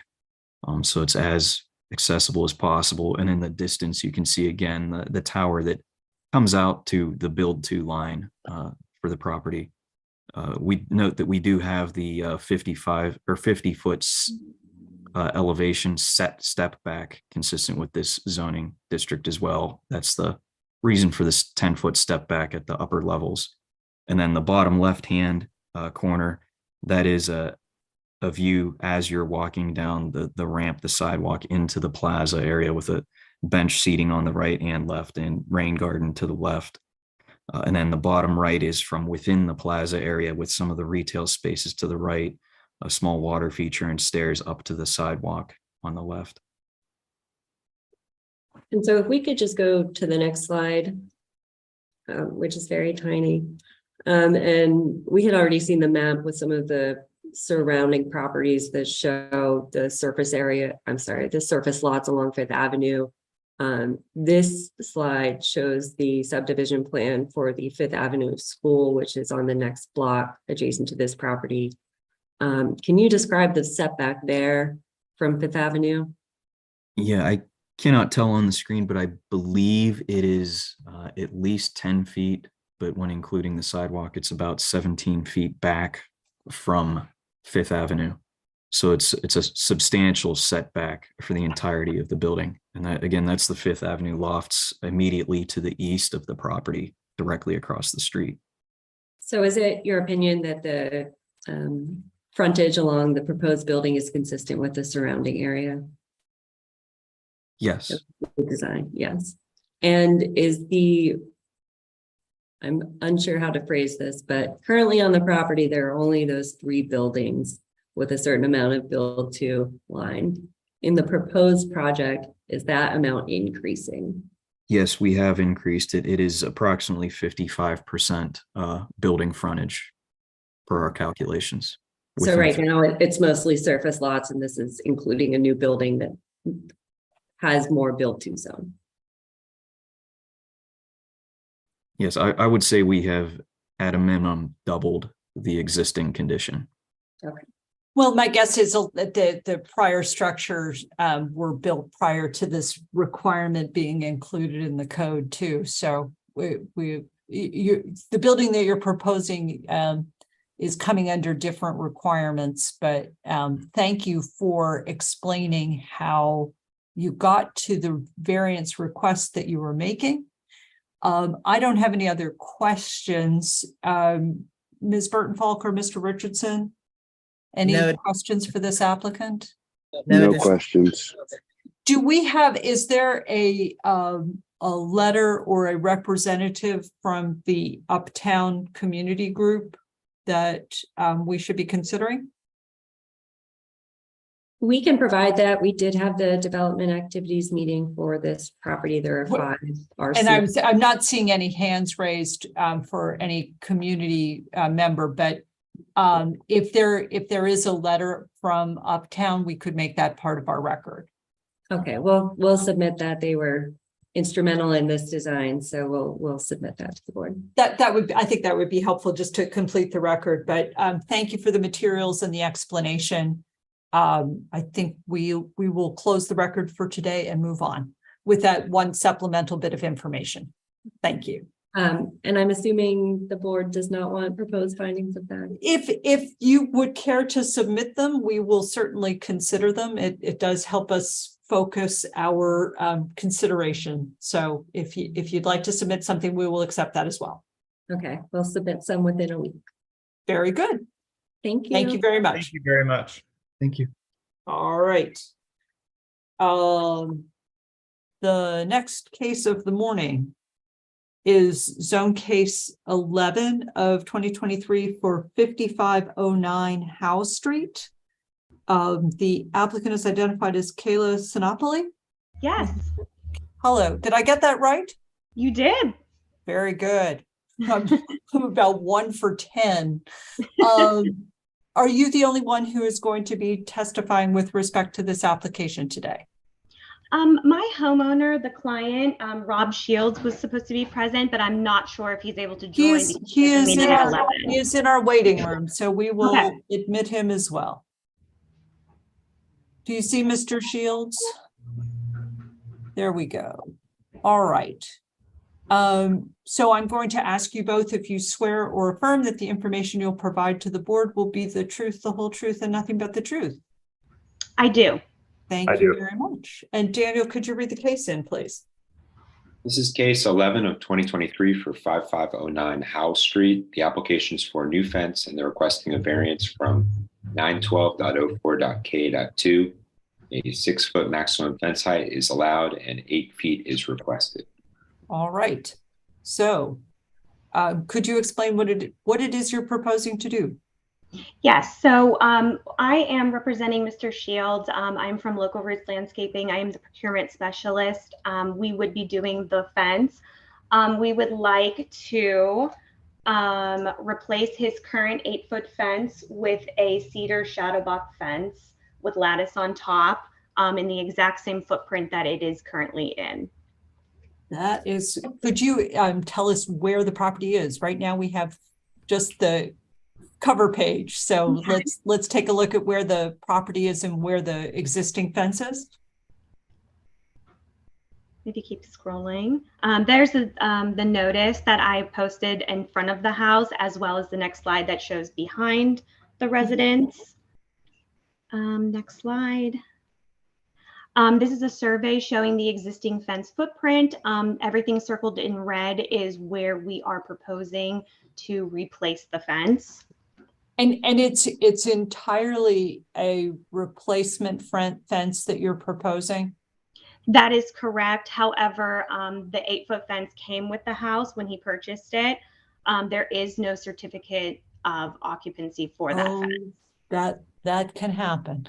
But could you, again, recognizing that there is an 8-foot fence in place, whether permitted or not, you said that you're proposing to replace the existing fence with a, would it be 6 feet of privacy fencing with 2 feet of lattice or shadow boxing? What's being proposed to replace? If you could go to the next slide, it would be exactly this same thing, the 6 foot of the privacy, which would be moving to a shadow box fence, and then the top portion, the lattice, which would equal 8 feet. Okay. But that top 2 feet would be more open than the shadow box construction below. Yes, and actually it is a shadow box fence, which means that it is semi-private, but when you're up close to it, the slats alternate. And I have an example of that later on, but I just wanted to also show the current existing fence and how it is very run down. There's holes underneath of it. It's loose, and it's I think we can appreciate why you might want to replace it. Yes. Okay. So let's move on to give a little bit of the context of the neighborhood.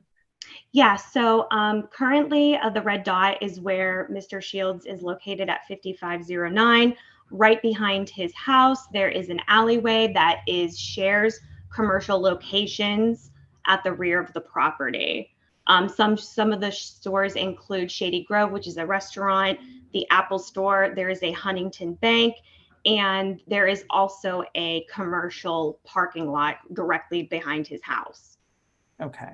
And then, Oh, so, sorry. but the fencing would be toward, a portion of it would be towards the rear of the house. Yes, ma'am. Okay. Okay. Is there anything else that you want us to take a look at in terms of? Oh, there we go. Oh, Yes, I see what just you're wanted saying. to show you the proximity of the actual alleyway to Mr. Shields' house. Right on the corner would be the restaurant, which is in, I would say, 20 steps of his garage that's in the back. If you go to the next slide, you can also see the commercial parking lot, the Apple store, Mr. Shields' garage, his home, and then there is a at 5501 to 5507 is actually apartments directly to the, if you were looking towards the front of the house, the left of his property. Okay. And would the proposed fence comply with the requirement that the outside portion of the fence be of, you're supposed to put the nice side of the fence outside towards your neighbors, but that's correct. It doesn't appear that this fence has complied with that requirement, but the shadow boxing would be the same on both sides, essentially? Yes, it is. It's alternating pickets, so they're both actually nice sides. Okay. And that's I don't think that's the correct term under the zoning code, but I think nice side captures it. But, and this is the sample that you said you'd show us with the alternating slats. Okay.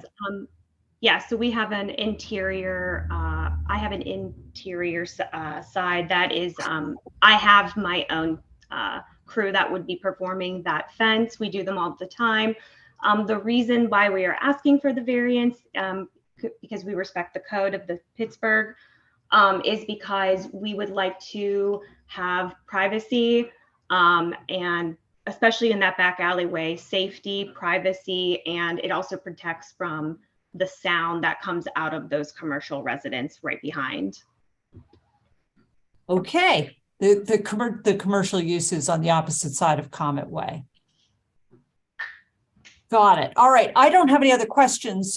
Ms. Burton-Falk or Mr. Richardson, any questions from the applicant? For the applicant? No additional questions, Madam Chair. All right. Thank you very much No for questions. that very concise presentation with good illustrations, and we will accept the exhibits as part of the record, and we will move on to the next case. So thank you for being here this morning. We appreciate your time today. Okay. All right. The last case of our morning, the long-awaited 2329 Wharton Street. This is case 267 of 22. We have continued this case a couple of times, but so we're not going to entertain any further continuances. We have a lot of people who are in attendance, but I think we have at least two sides represented by counsel. Could we identify who is here as counsel? Mr. Gallagher, I see you. Yes, Sean Gallagher with Canning, Ursula and Rooney on behalf of the applicant. Okay, thank you. And Mr. Kunz, who are you here representing this morning?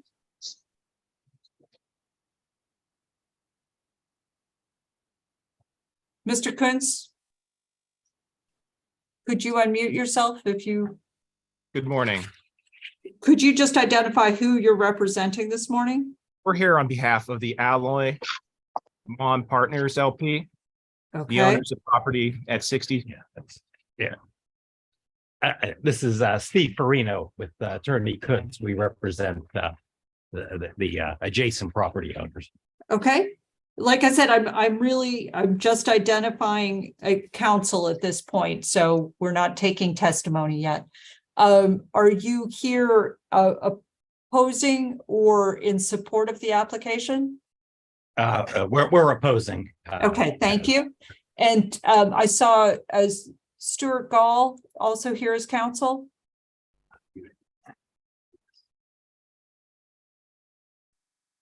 Mr. Gall?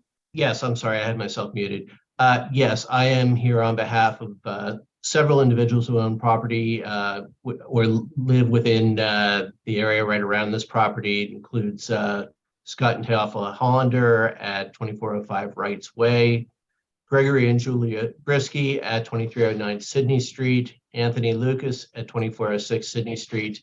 It's a long enough list that I'd ask for leave to supplement it. We'll take note, but can I ask the question whether you are speaking on behalf of your clients, and this question also goes for Mr. Farino and Mr. Kuntz, just in the interest of expediting.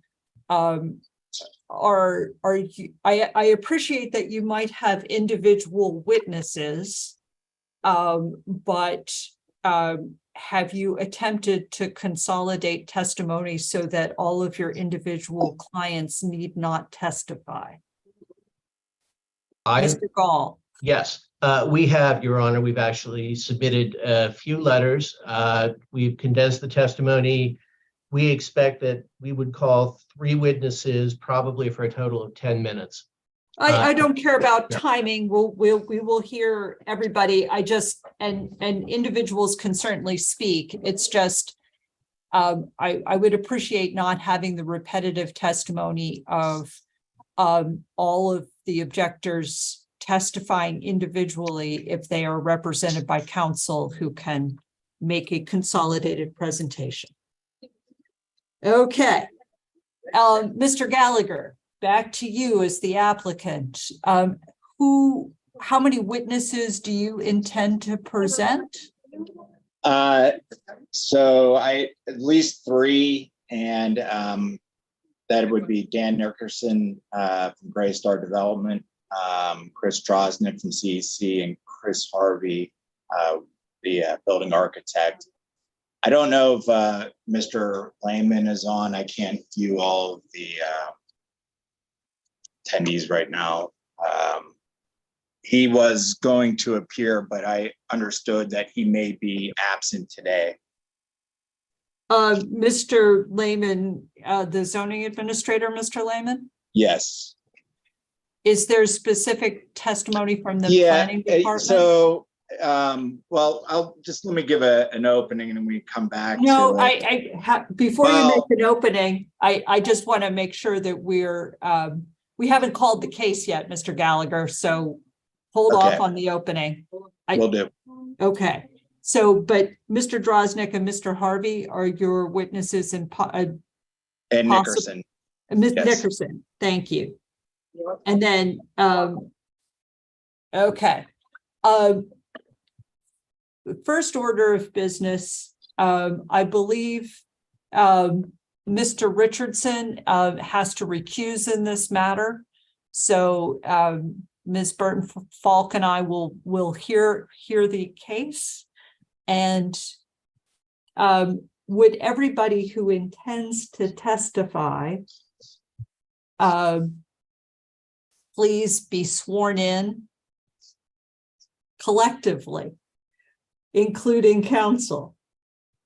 Do each of you swear or affirm that the information you'll provide to the board will be the truth, the whole truth, and nothing but the truth? I do. I do.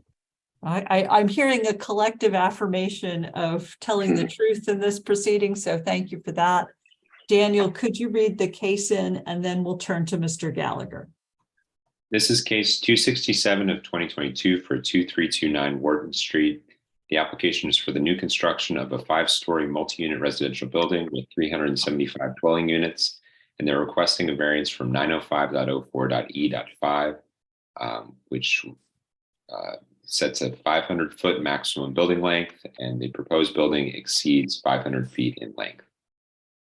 Okay, so we have a relatively limited variance request being made, and to all parties, including the applicant, I would ask you to remember that we are not considering the nature of the use or the height of the building. We are considering the variance from 905.04.E.5, which requires which limits the maximum building length to 500 feet, and the proposed building exceeds 500 feet in length. So to the extent that we can focus on that variance, I would appreciate it. So with that, Mr. Gallagher, we have your materials up, so if you could proceed. Okay, thank you. This case should seem very familiar to this board. It's substantially similar to a case, zone case number 420 of 2016 for Edwards Communities Development Company. If you recall, in that case, Edwards proposed a 5-story multi-unit residential building that was also more than 500 feet in length. At that time, however, the property was zoned UI and also created in the then newly created, I should say, Riverfront Zone Interim Planning Overlay District. Aren't those significant differences, Mr. Gallagher? I mean, we have a new zoning classification and a new zoning requirement, not an interim provision. Yes, and I was just going to get that, though the iPod was the precursor to the permanent RIV legislation. So in that case, the building required a variance from the 500-foot building length maximum. As I mentioned, that was just that exact same provision was incorporated into the permanent legislation. Ultimately, Edwards did not go forward with that project. It was fully entitled, but they walked away as they did not believe they can make it viable. I submitted requests for extensions on a number of occasions, which were granted by this board, but they ultimately lapsed. Greystar is proposing a substantially similar multi-unit residential building. It's the exact same height, and it is also more than 500 feet in length.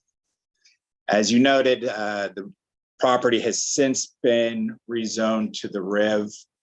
A couple of key differences: the height no longer requires special exception approval. It is as of right. Secondly, the RIV have the parking requirement.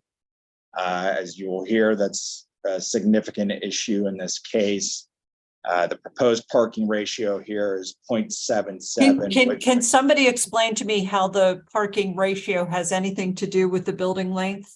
Just so that we can set that, because again, I'd like to focus the board's review on the one variance that's being requested. So my understanding in meeting with the community is that they believe the additional density provided over 500 feet is creating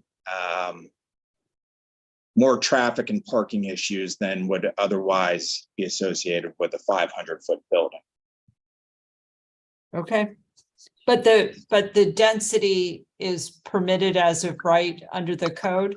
The density is permitted as of right, and the parking that is provided is well in excess of the minimum requirement. And one last thing to note of the RIV legislation is that was different from last time is there is now a build to zone requirement that requires 60% of the building frontage to be located between 0 and 10 feet of the property line. I think this requirement here speaks to the uniqueness of the subject property because it would be impossible to comply with both. Well, I guess the question is, which I don't think you've mentioned yet, the maximum building length is 500 feet. Yes. But what length of building is being proposed? Yes, and we'll get to that in a second. It's a 562 feet at its longest point. It's not 562 the entire length. At one point it's 530, and then gradually gets larger towards the river. I believe the average building length is 546 feet, which is in the Edwards case, that building was 539 feet, so it's substantially similar. Yeah. So, and just to begin, in speaking to Mr. Lehman, if you recall, and I have exhibits in the record from the last case that I provided for this record, Mr. Lehman testified as to the intent of that 500-foot building length, and it was based on the typical city block, which was 500 feet. And if you recall from your previous decision from Mary Street towards the river, those 12 city blocks get increasingly larger due to a jog in the river. So the block that we have is 590 feet, which is way larger than your average city block. So Mr. Lehman had testified that the intent was to keep the connections to the riverfront, which we were doing in that case. And I asked him to submit previously written documentation that his testimony concerning the iPod's 500-foot building limitation was identical to the current legislation, and also reason the intent behind having the parking requirement. He said he would instead just testify at the hearing, but he is not here. We still want to go forward. I think it's pretty obvious what the intent of the 500-foot. Well, we can take judicial notice of the prior decision, although I would prefer that you not stray into hearsay testimony about what the zoning administrator might have said, but we will take a look at the prior decision and the extent to which that reflects the information that you're indicating it does. So yes, thank you. And I had spoken with Mr. Gall yesterday. I was unaware Mr. Coons was also opposing this application about this potential issue, and a work through, which I thought maybe we could revisit after this hearing. We'll see how it goes, because it may not be necessary, but potentially submitting those two questions to Mr. Lehman or coming back for an additional hearing. we would purpose. not require Mr. Lehman to sign an affidavit, but if he could make a representation to the board as to his testimony, whether it would be consistent with what had been presented, but we can address that. There are the certain informality in the rules that the zoning hearing board follows, but I think that let's move on with your actual presentation, please. Thank you. All right, if you could go into the first slide, I'll run through these first few.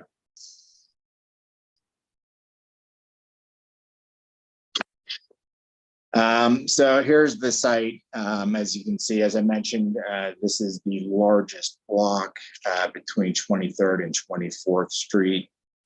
You can see the site is highlighted in yellow. The Warden Street block is approximately 590 feet, which is 90 feet wider than the typical city block. Also, this exhibit right here, or this page, was taken from, I believe, a Pike Pittsburgh creation, and you can see what some of the differences between when we presented for Edwards and now. There are a number of bike lanes. The Sydney Street bike lane, or the neighborhood bike route, I should say, goes right by the proposed development. Also of note, you can see the two bus stops on East Carson Street, which are 2 blocks away from the development. Also, it's a very walkable and bikeable community.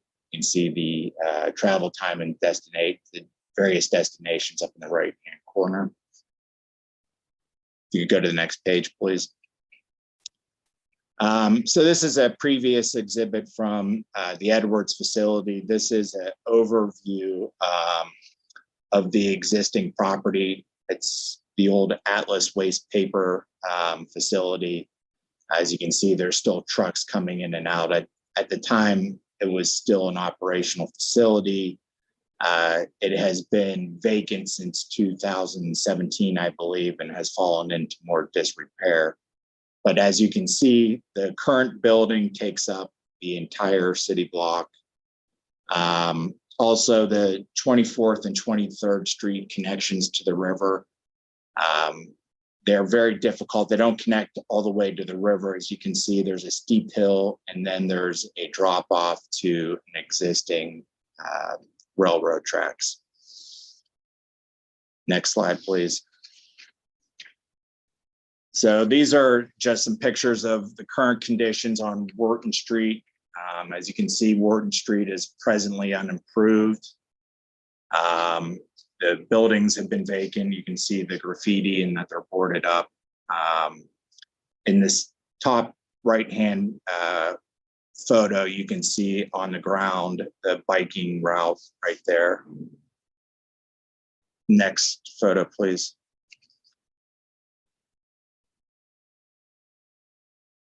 So this is coming down 24th Street. Just wanted to show the existing connection to the river. As you can see, as you get closer, what I just mentioned, there's a railroad track and a big drop off. Next photo, please. This is from the other side. This is on 23rd Street, showing the exact same condition. Also, you can see in the top right-hand corner, the same biking trail notes on the road. And the two green, you can't really see great on this picture, but on the right side and on the left side, there are two little green signs denoting the bike route towards downtown. Next photo. There. Next slide, please.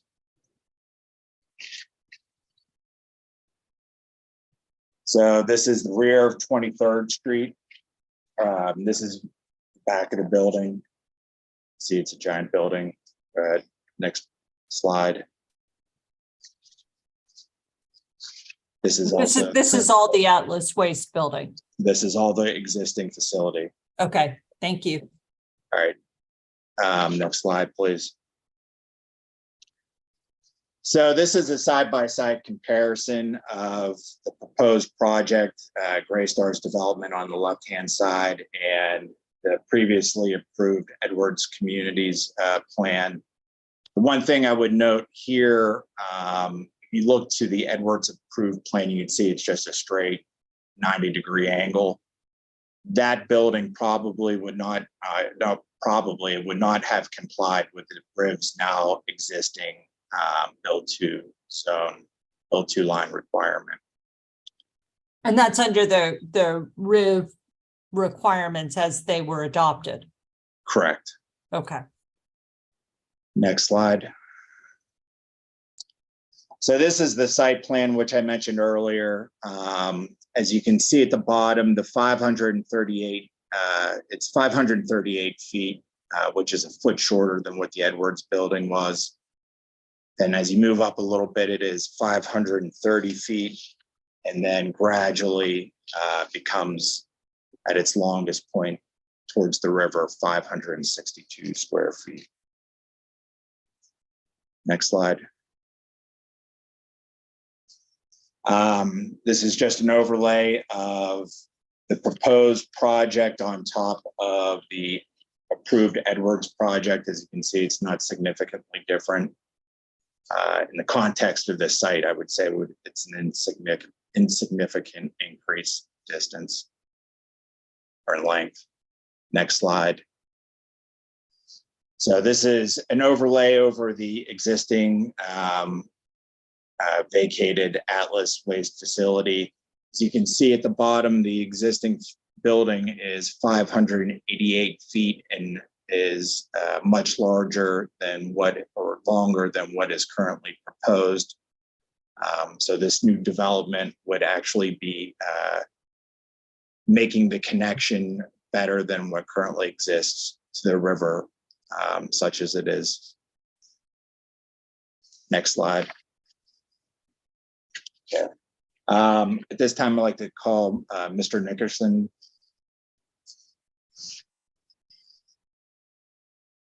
And Mr. Nickerson, I'm assuming that you swore in with our collective swearing, so thank you. Can you please identify yourself for the record? My name is Dan Nickerson. I work at Greystar. Okay, and who is Greystar? Can you explain who Greystar is? Sure. Greystar is a real estate company that specializes in multifamily housing. We're the country's largest property manager and developer of multifamily housing. We're also vertically integrated, so we're involved in the entire development of the project, from the acquisition of the site to the management of the building once completed. Okay. And locally, does Greystar have a presence in the Pittsburgh area? Yes, Greystar manages 7 communities with about 1,200 units in the Pittsburgh MSA, and we'll be starting construction on a project in Shadyside that's 231 units in the near future. Okay, so it's fair to say Greystar know what makes a project economically viable. Yes, it is. Given our depth of knowledge from the management side, they help us accurately underwrite the market, both from a rent perspective and an expense perspective. And we have numerous projects that we work on to understand the construction costs for projects similar to this one. Okay, and also understands the parking necessary to support a development. Yes, we work with our property management side to look at the market, receive detailed information on how much parking is being used at similar projects. We look at the unit mix as well in the project to determine how much parking is needed, as well as we examine kind of the public transportation, the walkability of the neighborhood, and where the main commercial and retail corridors for our future tenants to determine what is that necessary parking. I apologize, I missed, but did you state what your job title is? It's your position with Greystar? I'm a director of development in the Mid-Atlantic region, focusing on New Jersey, Pennsylvania, and Delaware. Okay, and as director of development, what are your job responsibilities? My role is to find potential land sites, engage sources of capital, manage the design process, oversee construction, and at the end, ensure smooth transition to our property management and asset management team. Okay, and are you familiar? You're familiar with this project? Yes, I am. And this site? Yes. And Greystar has this site under contract, correct? Yes, we do. And you've reviewed all the exhibits? Yes, I have. And you're familiar with Edwards Pittsburgh Flats project that I was just mentioning?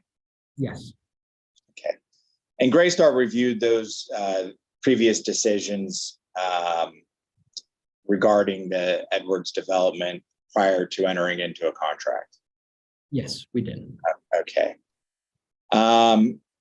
Although that project was fully entitled, Edwards ultimately did not go through with the purchase of that property. What makes you confident that Greystar can make this project viable after Edwards bought? So we don't know why Edwards exactly didn't go through, but whenever we look at a project, we take a fresh look at the site.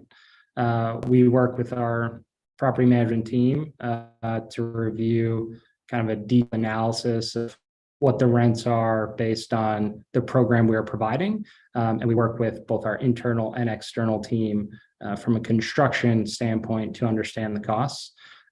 Compared to the Edwards projects, we have made some minor tweaks dimensionally, which allow some better views of the Pittsburgh skyline. We've reduced the number of courtyards so that the residents could get more light and air. And we also reduced an extra level of parking that Edwards had that was cost prohibitive once we examined it. So I know that the zoning has changed, but did that previous decision give you a good idea of the general parameters that may be permitted here? Yes. Okay. In that previous case, the board found that there were a number of several unique conditions that supported the variance, including the topography of the site, soil conditions, the depth of the lot, the proposed 20-foot fire lane, which I would ask if you're proposing the same here, correct? Yes, we are. As well as the length of the block. All of those conditions are the same, obviously, right? Yes, they're the same. Okay. So turning to this project, can you briefly explain what is proposed and run through these next couple of slides? Sure, I'm happy to. So our project is, what we're proposing is 378 units with 290 parking spaces within the building and an additional 20 spaces on the street. This is the view from 23rd Street, where our lobby is on the bottom right corner. And you can see that there's a cutout in the street for pickups and drop-offs, whether it's Uber or Lyft or food drop-offs, or people picking up friends or family. We can go to the next slide. So this is the view from 24th Street and Wharton Street. On this slide, you can see that we have townhome units on the ground floor to engage the street. We did this so that it would reflect similarly to the office building on the other side, and to not have parking be on the ground floor across the entire building. And then if you go to the next slide, this is another view from 23rd and Wharton. You can see that lobby more prominently in that drop-off area. And if you go, we're giving you some latitude, but we're not the planning commission. So we're again, I'm just going to remind everybody that we're focusing on the building length issue. So can we focus on that, please? Thank you. you can go to the next slide. This is just another view that shows the building length. This is our longest length of the building on the riverside. Okay. And can you explain, are the parking spaces included with the unit rental? No, they're not. How does parking work? Potential renters would lease their unit and the parking space separately. There's an additional cost that would be needed for parking.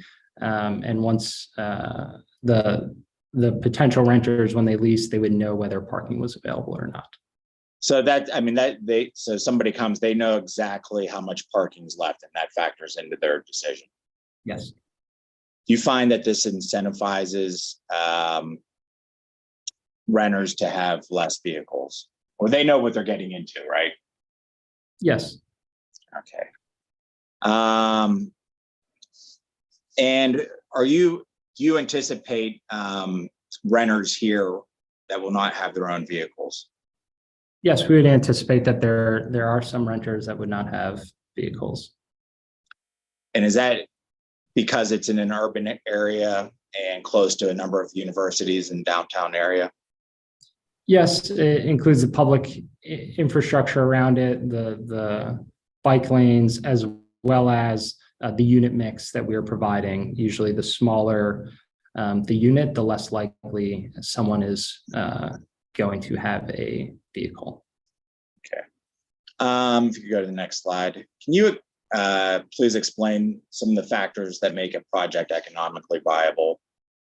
I guess just looking at what we're looking at here, can you explain what this is?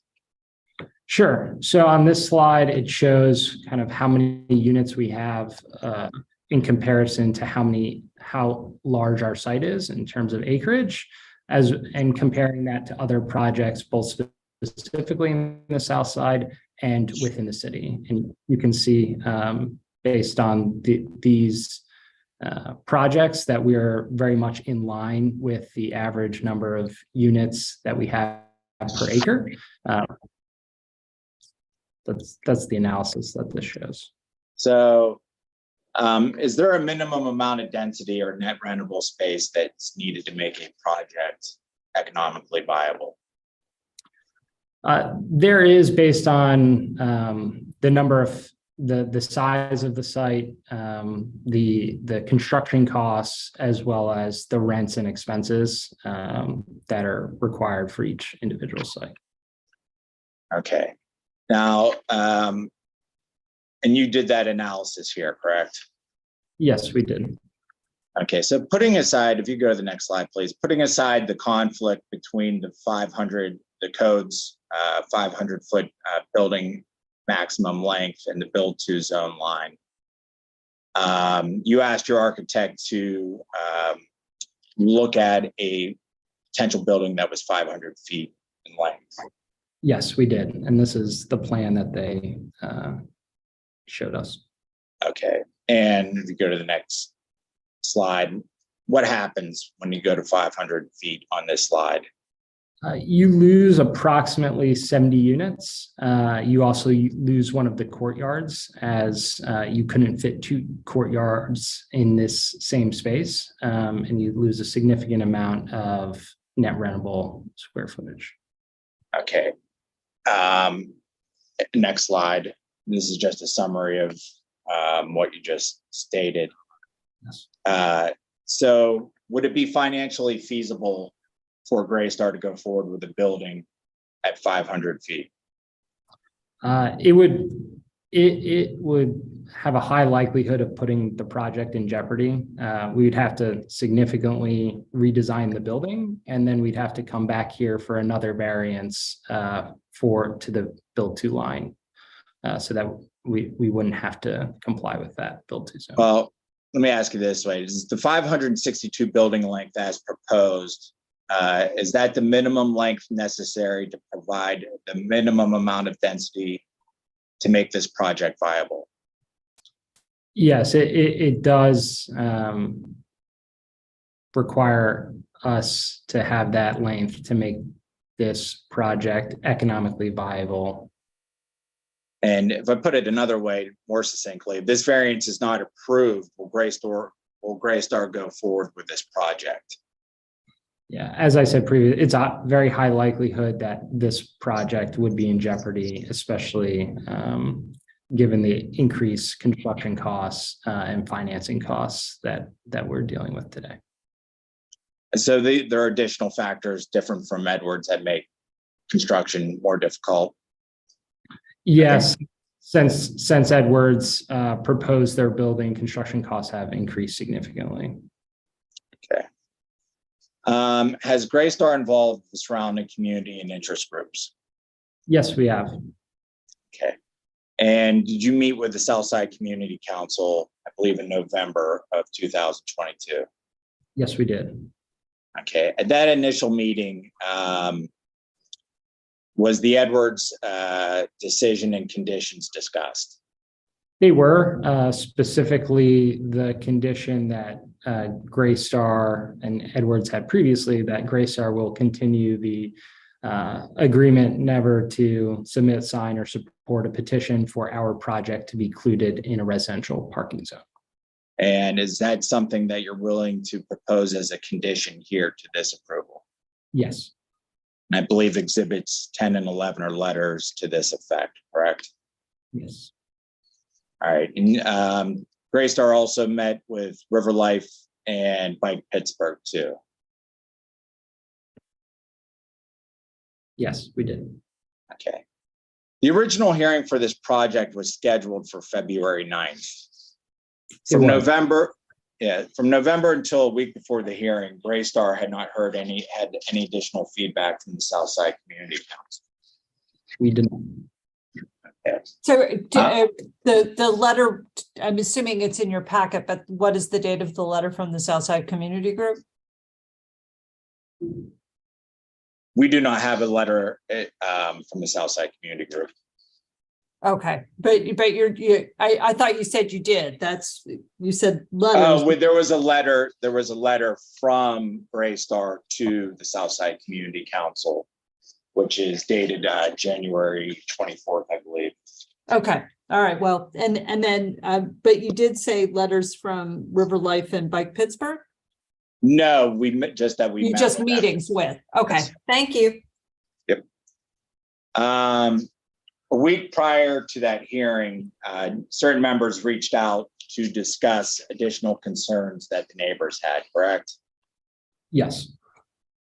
And was one of the main issue, as you understood it, was to explore getting to a 1-to-1 parking ratio. Yes, that was the maximum parking ratio allowed by zoning. They asked us to explore how to get to that. So you agreed to do so in good faith and continued that hearing.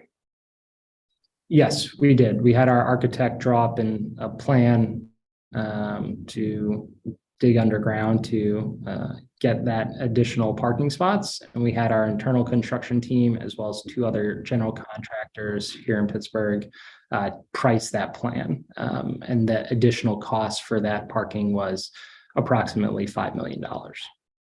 And it was just, what is that impact? Is that possible?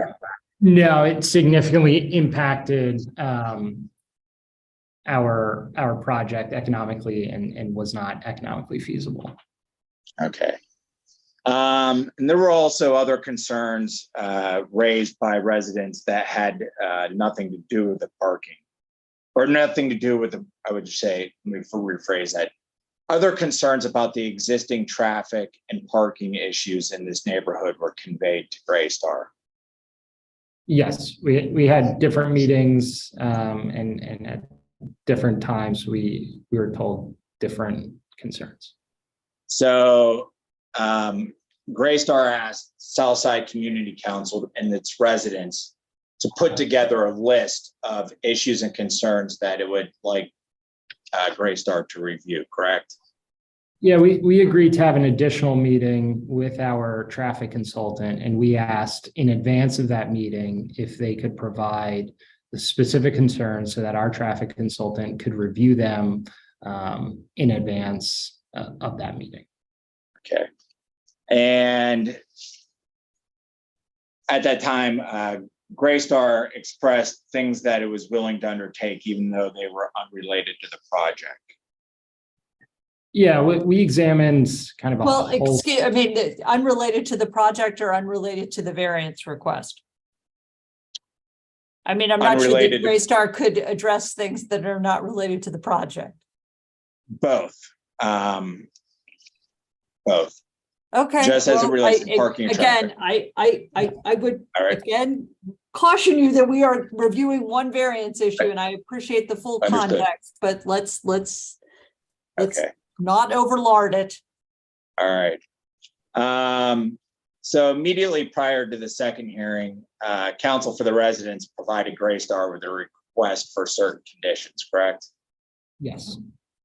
One of those were the city approves and the developer pays for speed bumps on Sydney Street. Now, Sydney Street is not, it's a block away from this development, correct? Yes. Okay. Why couldn't Greystar agree to this request? We can't agree to requests that require that we don't have control over, that would dictate us halting our project. So for this one, we don't have any control over the city approving speed bumps. So therefore, we can't agree to this condition. Okay. Could you support a request if one were made to Domi? Yes, and we said that we would be happy to do that. And did you also offer to take the necessary testing to support a speed bump application? Yes, we agreed that we would pay for our traffic consultant to take the proper tests of how many cars were going and how fast they were going for that application to Domi. Okay. And this is something that you're still willing to do? Yes. Okay. One of the additional requests was that the city approved the removal of parking on one side of 24th Street between Sydney and Fox to allow enough room for traffic in both directions.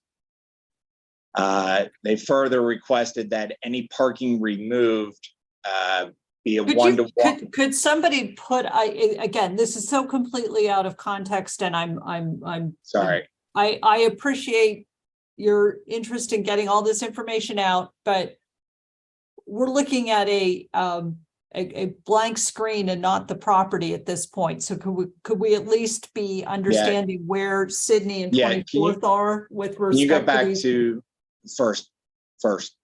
second page?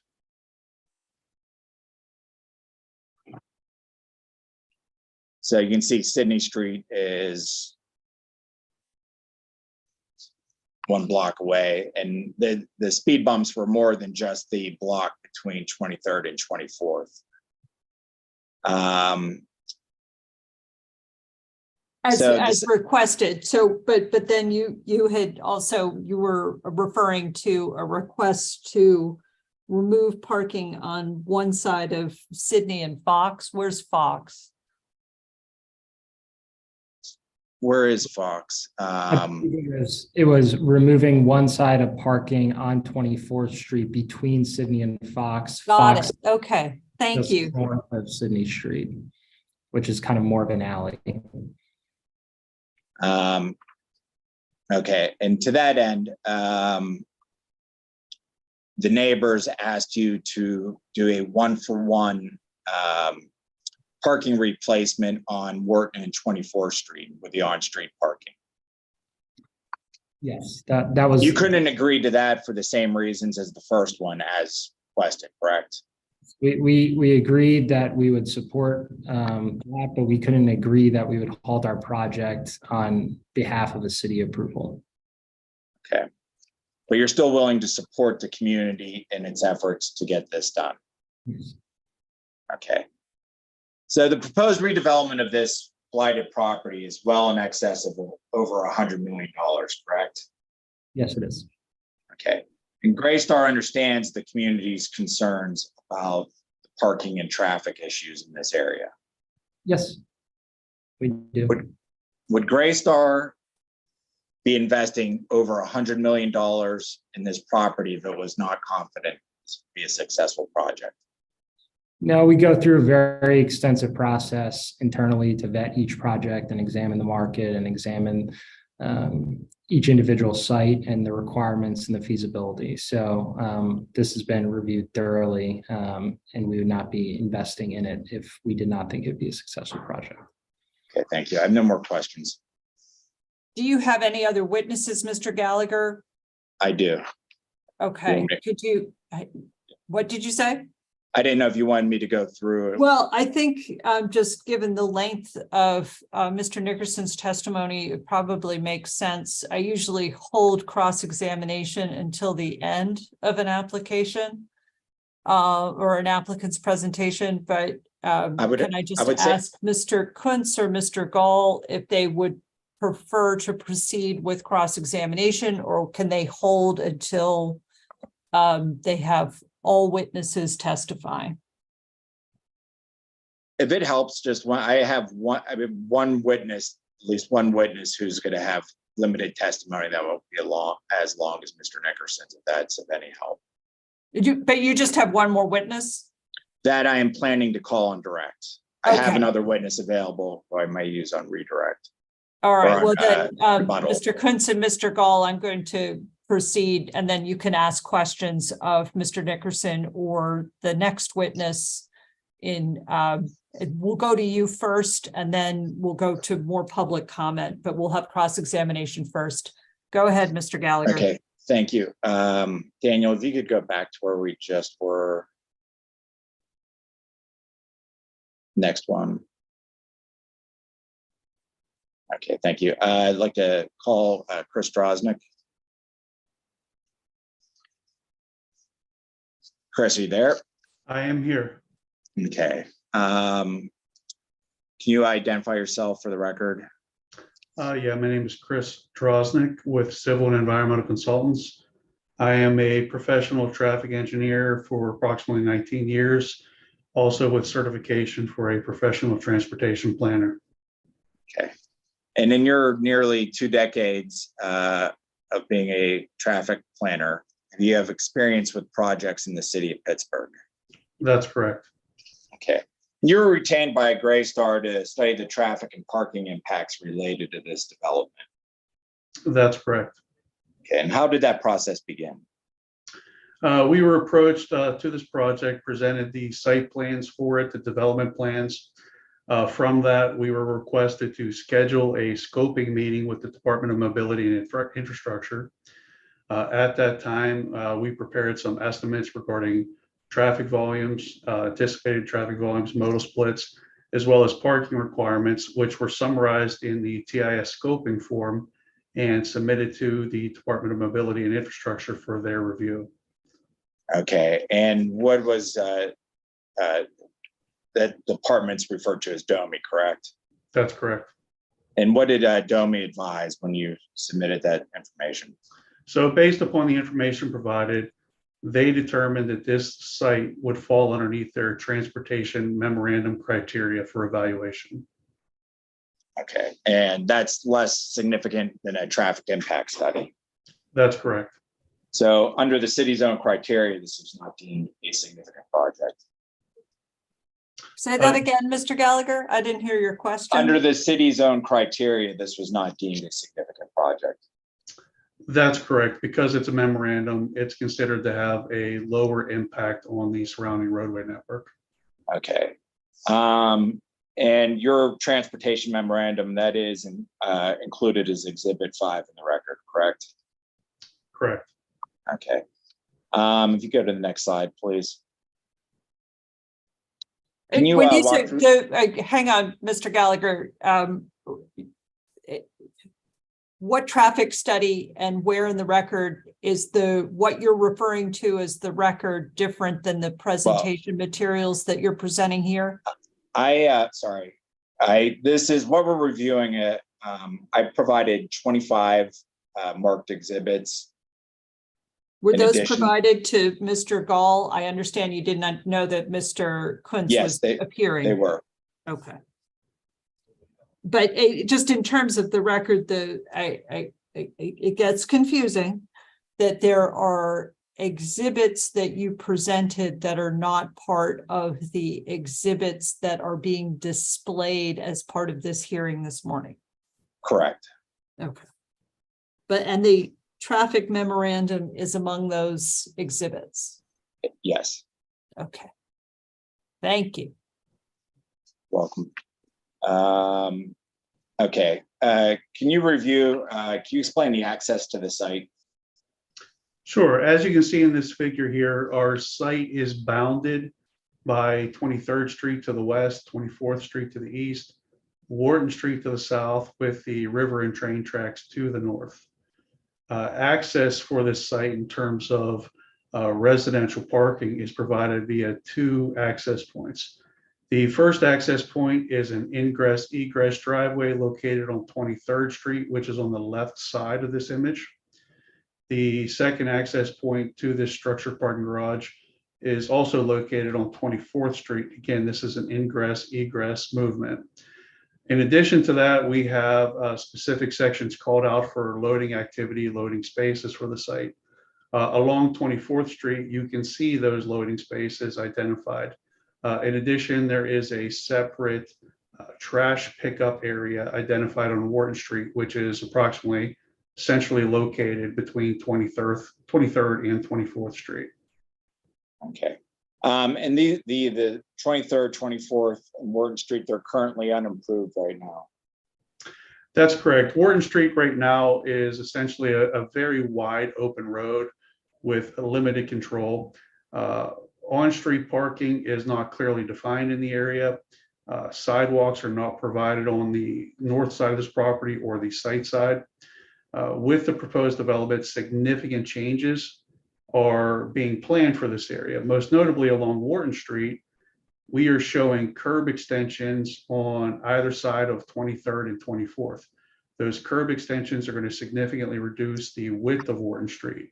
They will also provide protected parking areas for on-street parking. In addition to that, this development is going to be providing 10-foot sidewalks surrounding the property.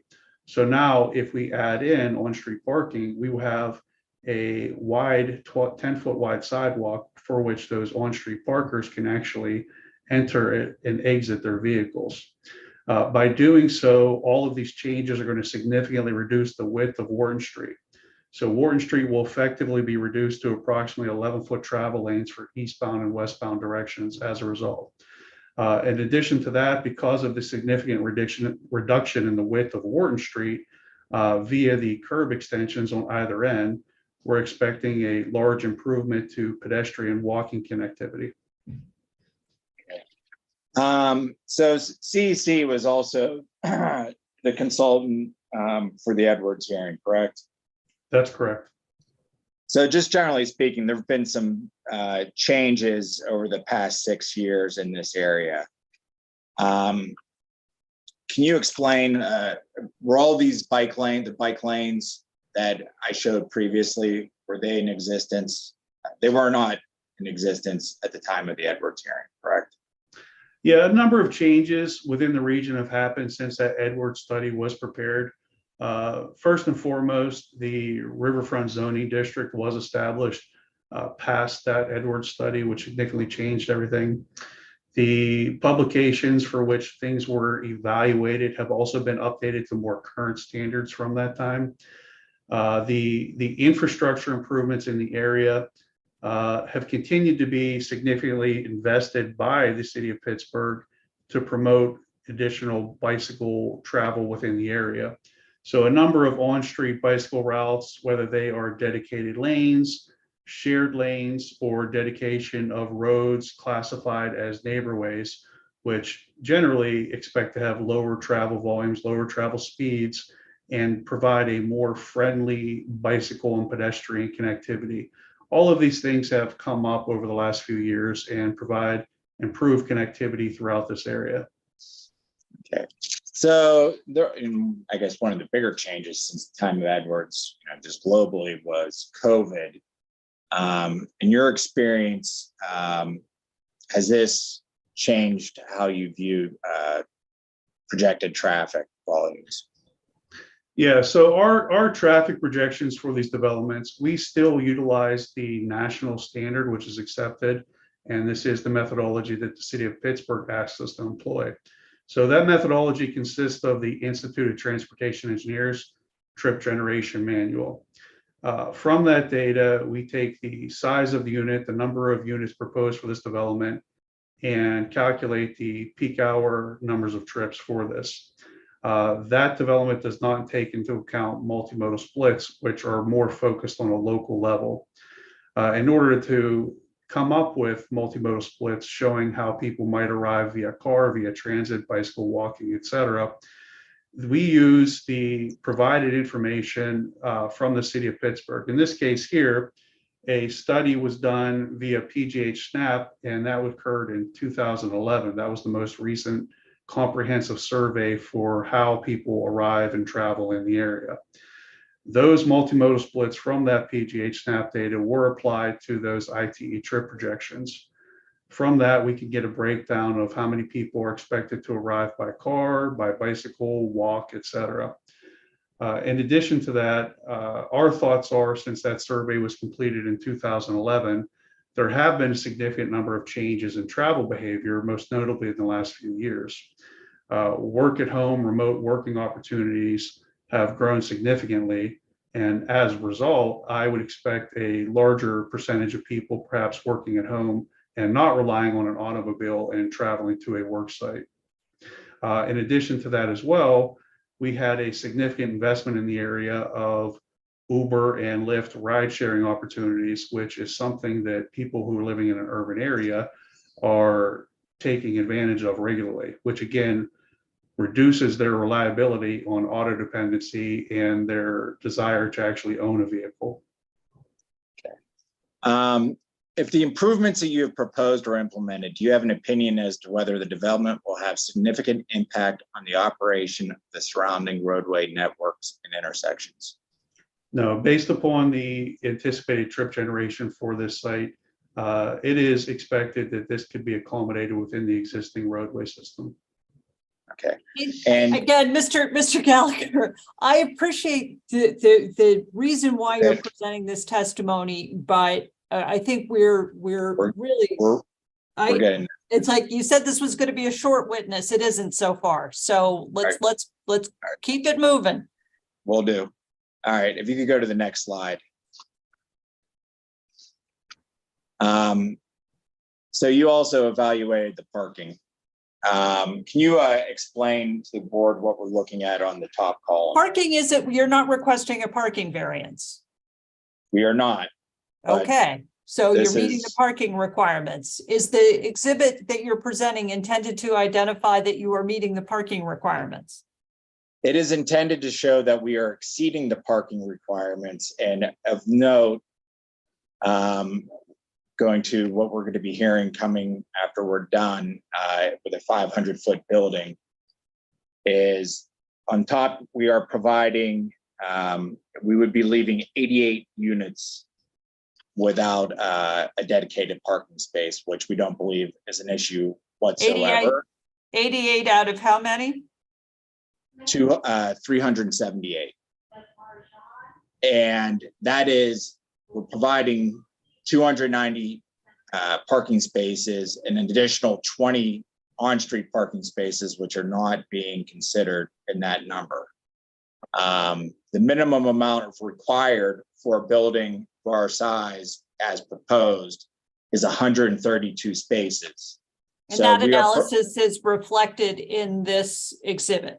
Yes, table 1, which is 278 spaces more than the minimum required.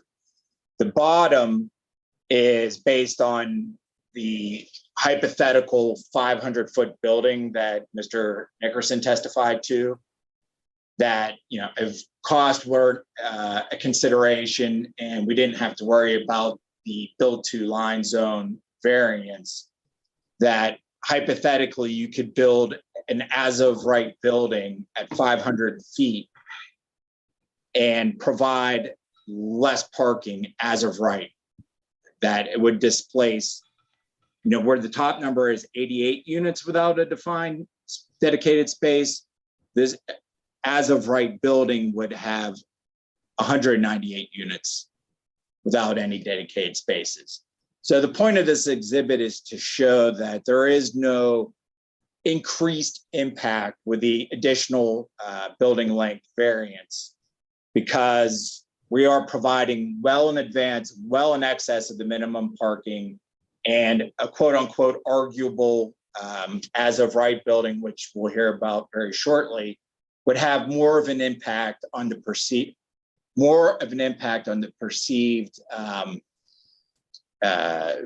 parking that's going to be taking away from the neighborhood. Is that Moving on. accurate? Yep, that would be it. Oh, just a couple questions. So, Mr. Drosnick, in your expert opinion, does the proposed development provide sufficient automobile and bicycle parking to satisfy the needs of the development? That is correct. In your expert opinion, does the proposed development provide sufficient automobile and bicycle parking to satisfy the requirements of the City of Pittsburgh zoning code? That is correct. I have no further questions. Okay. But I'm sure Mr. Kuntz and or Mr. Farino and Mr. Gall do. So since Mr. Gall has had an opportunity to review the exhibits, Mr. Gall will proceed with your cross-examination, both of Mr. Nickerson and Mr. Drosnick. And again, I would ask everybody to be mindful of the limited issue that the board is to consider with respect to the building length. Ms. Meidinger, this is the court reporter, Dylan Durana. I apologize, but I need just a few minutes, just 3 or 4 minutes. Mr. Durana, we would be happy if you needed to take a break. Can you be back in 5 minutes? Certainly. Thank you All so right, much. 2 minutes after noon, and we'll proceed with Mr. Gall's cross-examination and then to Mr. Kuntz. Thank you.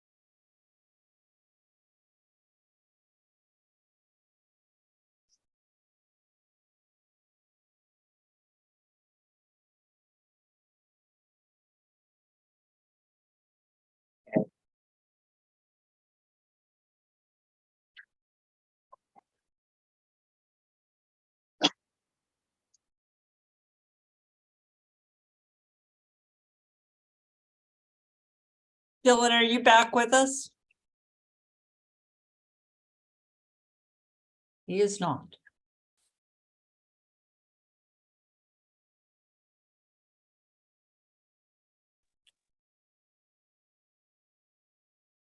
I'm here.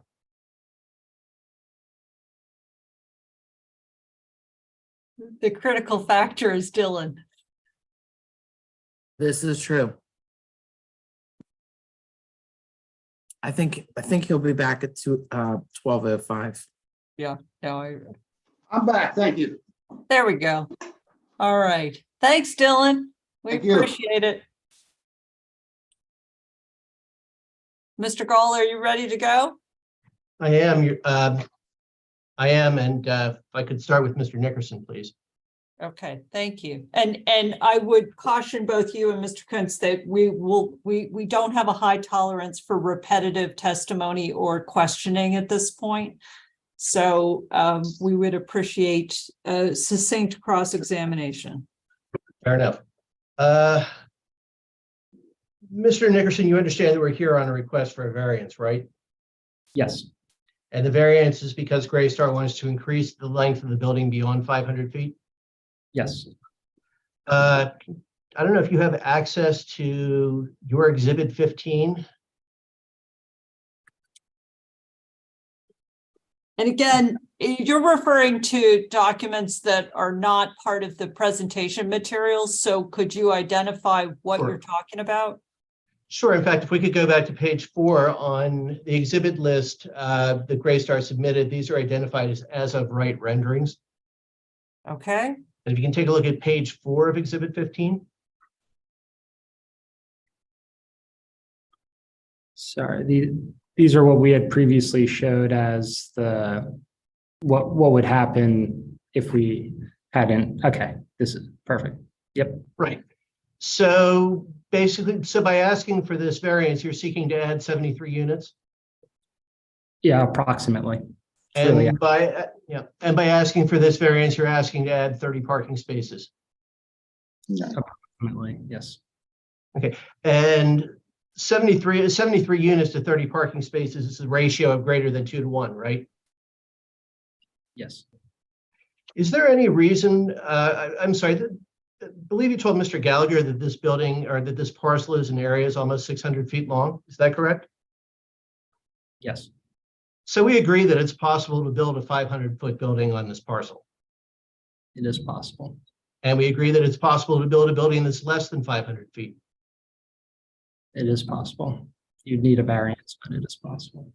Right, and your proposed building pretty well fills this block, correct? Yes. Now the block isn't long, and the block is more than 500 feet. Yes, it is. And that was true in 2018 when the city originally adopted the RIV zoning. Yes. And that was true in 2021 when the city amended the RIV zoning. Wasn't it? Yes, sorry. Yes. Okay.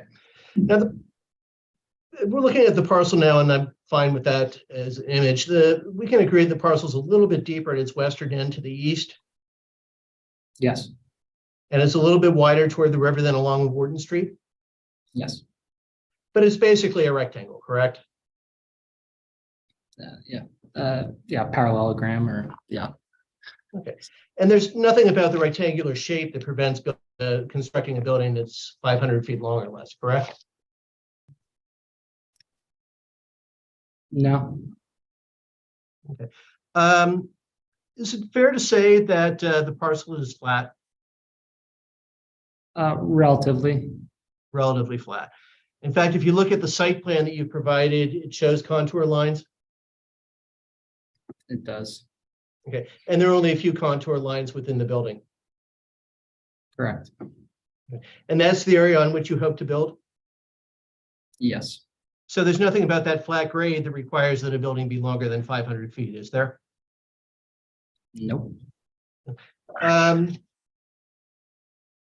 you have your exhibit 3, I think it was in Mr. Gallagher's deck as well, but your exhibit 3 is your site plan? Yes. And the measurements on the site plan, to your understanding, are accurate as to the frontage on Wharton Yes, and on South 23rd yes, and on South 24th. yes. Okay, so there's nothing about that block of Wharton that prevents you building a building on that parcel that's 500 feet long or less, correct? Other than getting an additional variance for the royalty line, yes, But there's nothing about the parcel itself that prevents your building that building, correct? correct. Okay. And you've asked for a variance, I believe it's to 556 feet, is that correct? I believe it's 566. 566 feet. So it's more than a 10% increase of the length that's permitted under the zoning ordinance. Yes, And you'd agree that it's possible to build multifamily residential building in the RIV zone that's less than 500 feet long, right? yeah, it's possible. Okay. It's not economically viable for this particular site, but it is possible. Okay. Can we pull up our exhibit 2? I'm sorry, Dan. Yeah, one And moment. again, I would caution you to identify what the hell you're talking about, because if there is to be a record and the board is to understand what you're talking about in reference to exhibits, you're going to need to identify what exhibits you're talking about. So thank you. Fair enough. Do you have a page number that I should go to? I can find it.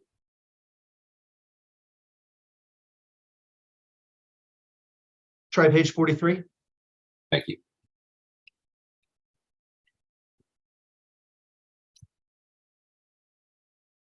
Going to represent to you that this is a presentation that was made to members of the community last November. Can we go to page, I'm sorry, the third page of that? Or the second page of that? I'm sorry. I think up one. Back one more, I'm sorry. Yes, that's it. And this is a comparison of your proposed project versus the Edwards Communities project that was approved in 2017, correct? Correct. And you collected information about both designs?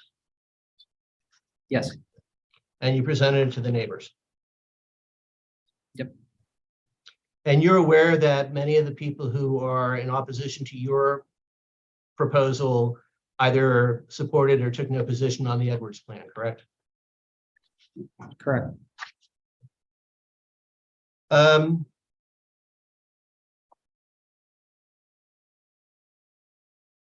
Would you be able, you're proposing to build 378 units?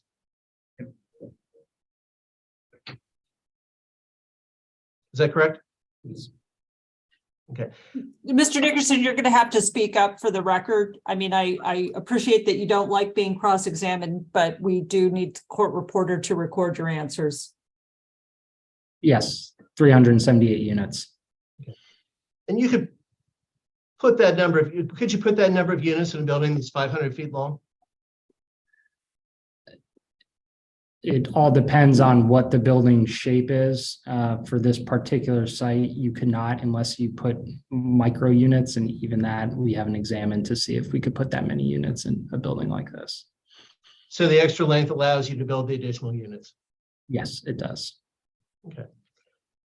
Let me ask, if a prospective tenant owns a car and doesn't pay for a parking space within your building, do they get a parking space in the building? No, they don't. Would you still rent to a tenant who owned a car but didn't purchase, didn't also obtain a space within the building? Yes, we would. And if a prospective tenant owned a car, but all the spaces in the building had been leased out, parking spaces in the building, would you still lease to an apartment to that person? We would if they still wanted to live there. Okay, let's go back to the Edwards plan for just a moment. The Edwards community proposed 498 internal parking stalls. Is that correct? Yes, they did. And that was for 320 units? Yes, You've mentioned today a few times that there will be 23 additional on-street parking spaces. yeah, approximately 20. Would those be restricted to residents of your development? No, they would not. Most of those spaces would be on Wharton Street, right? Yes, they would. And that's a public street, It is. and it would remain that, correct? Yes, it would. And the same is true of South 23rd Street? Yes,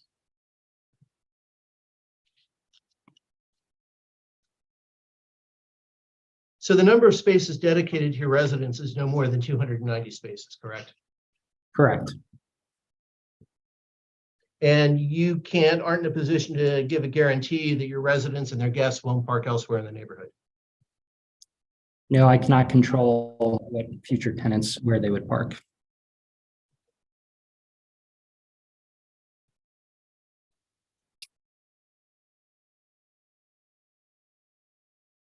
So I think we talked about this. Your variance essentially, or the variance you're requesting allows you to build more units or better units, correct? Yes, And the Edwards proposal that this board previously approved included more parking spaces per unit than you're proposing. yes. If, based on what they proposed back then, they would need to come in for a variance for additional parking based on the RIF Light District.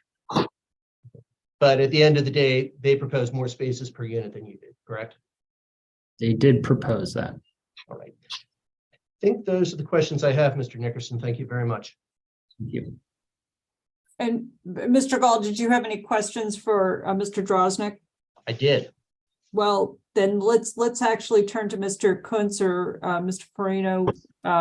If there are any questions for Mr. Nickerson, so we can stick on topic here. Okay, Mr. Nickerson, I just have. Could you very just limited identify questions. yourself for the record, please? Yeah, absolutely. Steve Farino, I'm an attorney Thank you. representing Alloy Mam Partners, who's the property owner across the street on Wharton. You indicated that you had looked at the economic feasibility of doing this. Is that correct? Correct. Could you tell me what the land acquisition cost is? I cannot, that is confidential. Okay, all right. And you would agree with me that if the land acquisition cost was something less, that it may change the economic viability if you had to make changes, wouldn't you? Potentially that any reduction in costs would make it more economically viable, but you have to balance that against the changes to the programming of the building. Okay, all right. But but you know what the cost is, but you don't want to disclose it. Is that correct? Yes, I cannot disclose it. Okay, all right. I think that's all I have with Mr. Nickerson. Okay. Thank you. Thank you, Mr. Farino. Thank you for being succinct. Let's turn to Mr. Drosnick then, Mr. Gall. Thank you. Mr. Drosnick, you mentioned before that you submitted a traffic memo to the city. That's correct. And that is, and I'm sorry, Mr. Shefke, Exhibit 5 of the material that Greystar submitted today.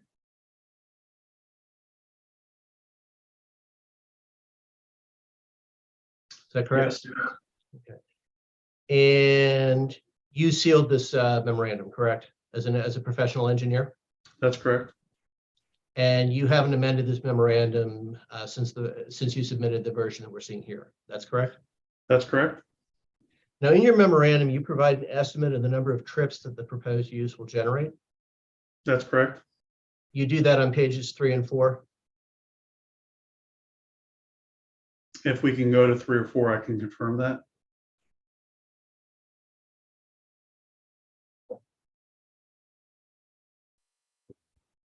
Yes, trip generation starts there. Okay. And you do that again in section 4.1, which is on, and I'm not sure on the file, but on the PDF file, but it's page 12 of the memorandum. That looks correct, yes. But it's fair to say that you don't provide an estimate of how many motor vehicles the residents of the development will own, correct? Can you repeat that, please? Yeah, it's fair to say that you don't provide an estimate of how many motor vehicles the residents of the development will own. Is that correct? These are trip generation estimates based upon the national standard from ITE. From that data, we take the modal splits as provided by the city of Pittsburgh's approved routes.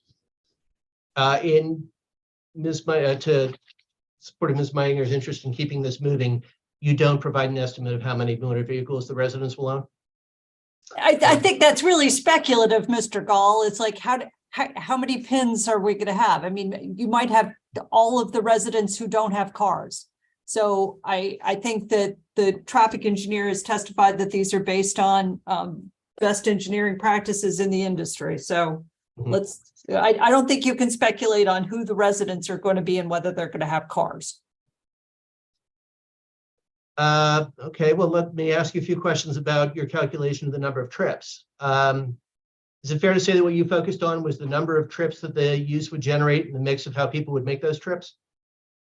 That's correct. And for the number of trips, you point to a resource from the Institute of Transportation Engineers? Correct. And you point to its criteria for multi-family mid-rise buildings? Correct. And to arrive at this number, did you use a table or a formula?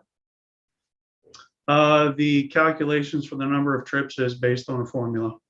Okay, and that's the formula that you use in your Appendix C, is that correct? I can't verify Appendix C, but yes, the calculations were provided in the appendix. Appendix C. Is there a page on it? I apologize.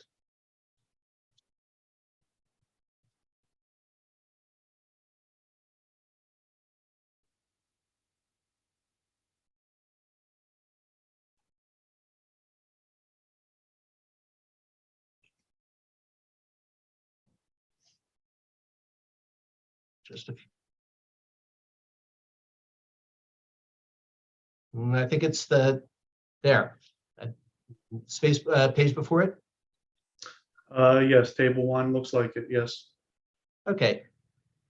And that's those are the formulas you used? That is the ITE trip generation formulas. And the independent variable in those formulas is the number of units, correct? Correct. Okay, so more units means more trips. Yes. And it's a linear calculation? Based on this one here, you have the calculation based on an average rate times the number of units plus a factor for the y-intercept value. I'm sorry? Yes, the calculation formulas are shown. You'll see a rate times the number of units plus a y-intercept value. And the y-intercept value is a negative 46.46? For the weekday total, it looks like it, yes. Okay, so it subtracts a certain number of trips on that basis. Yes, that is the equation that is provided by IT. Okay. So if you increase the number of units by 20%, you're going to increase the number of trips by something pretty close to 20%. Trips will increase if you increase the units. Okay. And they'll increase in a more or less linear fashion? More or less. Okay.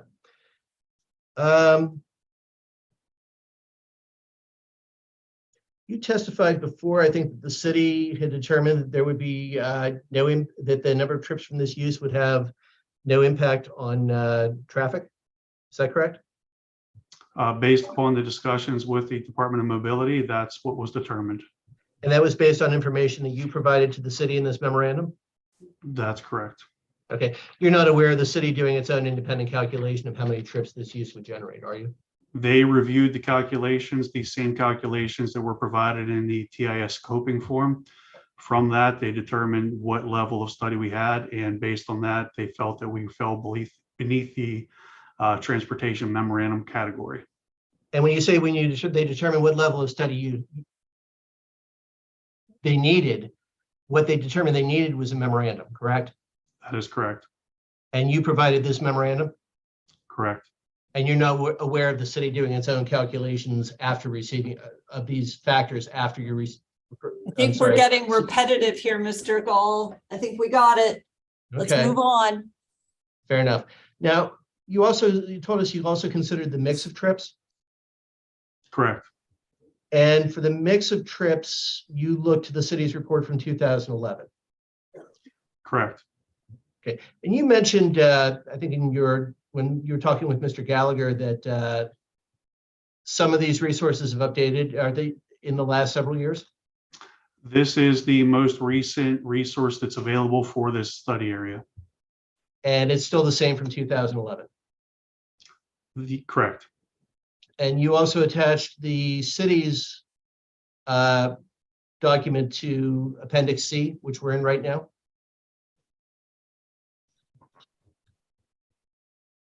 If you'd like to show me the city's document, I can, give you an answer.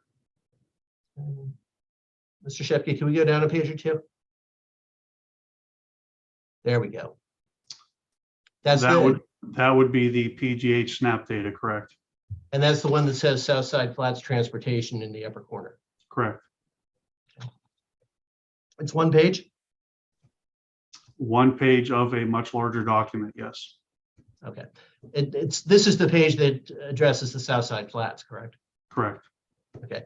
And there's no other page that specifically in this larger document that specifically addresses the Southside Flats, right? All the trip generation modal splits is summarized on this page. For the Southside Flats, correct? For the Southside Flats.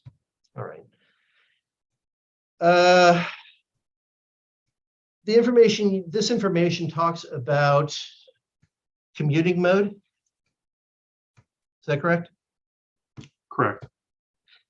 And it identifies the total working population. Correct.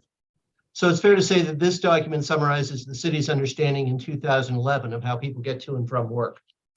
Based on their survey data, yes. Okay. It doesn't talk about other trips that people might make? No, this is the general way that people in that area filled out the survey and said how they travel within that area. Okay, it doesn't talk in that area. Sorry, I didn't mean to cut you off. Excuse me, it doesn't talk about deliveries to people who live in the area, does it? No, this is focusing on survey from the people that live in that area. And most of those deliveries are going to be by motor vehicle, correct? This does not cover deliveries to a neighborhood. Well, I'm just asking you as a traffic engineer, most deliveries to residential or residences are made by motor vehicles, right? A delivery, yes, could be made by motor vehicle. More deliveries are made by motor vehicle than by pedestrians, correct?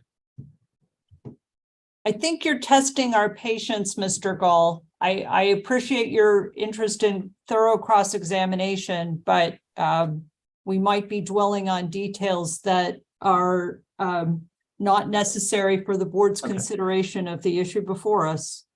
Fair enough. I think you testified before that we didn't have Uber in Pittsburgh in 2011, did we? Not to the levels we have today. Ride sharing is much more significant role in terms of people traveling. So this chart doesn't reflect that. This chart reflects the approved numbers, and we did not deviate from those approved numbers. All right. And once again, we can agree that Uber and Lyft use motor vehicles. We believe that from these splits here, they're considered to be conservative based on what was available in 2011 and those travel behaviors. There could be changes to those travel behaviors as a result of the pandemic, as a result of opportunities with Uber and Lyft. Most notably with the pandemic, there's a higher number of people who are working from home on a regular basis. Let me repeat my question. Uber and Lyft use motor vehicles. Yes, but that would reduce the need for a person living in this development to own a car. Every Uber trip involves a trip into or to the pickup spot? And that will be classified amongst the vehicular total. And every Uber trip involves a trip away from the pickup spot? That is classified under the vehicular total. Okay. So that's 2 trips to pick up somebody in the neighborhood who's getting an Uber. That's still classified under the vehicular total. You're either leaving in your car or you're leaving in an Uber, but again, I think we need to move on from this. Okay. People do use, people make trips away from their homes for purposes other than going to work, right? Yes, they do. You mentioned that Uber and Lyft have increased tremendously, or the use of those ride-sharing services has increased over the last few years? I would say yes. And post-COVID, people have food delivered more frequently now than they did in 2011? They certainly do. And you know that McKinsey reported recently that meal deliveries tripled between 2017 and 2021? I can't attest to that. I don't have that data. Meal deliveries typically by car? I can't attest to that. I don't have that data. Do you ever order food? Come on, Mr. Gall, let's move sorry. on. I again, we're giving you some latitude with respect to this, but let's just keep it moving, please. Okay. Let me wrap it up then.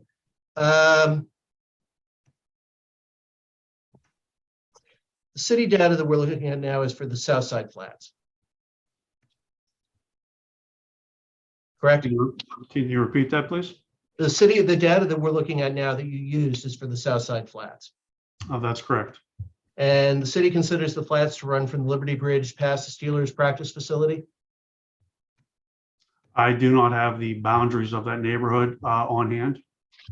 So it's not specific to this area, it's general to the neighborhood. We can agree on that, can't we? It's general to the neighborhood, yes. Okay. And looking at your memorandum with its appendices, tables, and figures, that is or identifies all the information that you considered. Everything that's been included in my memorandum is what I evaluated. Okay. We can flip up a couple of pages and look at Exhibit B to your report.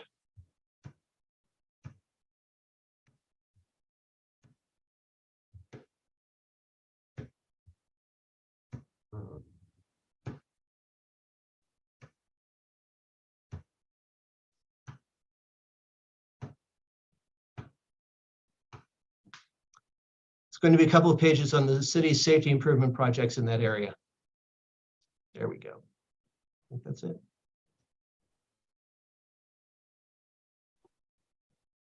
Is this it? I was looking for, there's a 2-page of the city's. This is Appendix A. It might be after it. Yeah.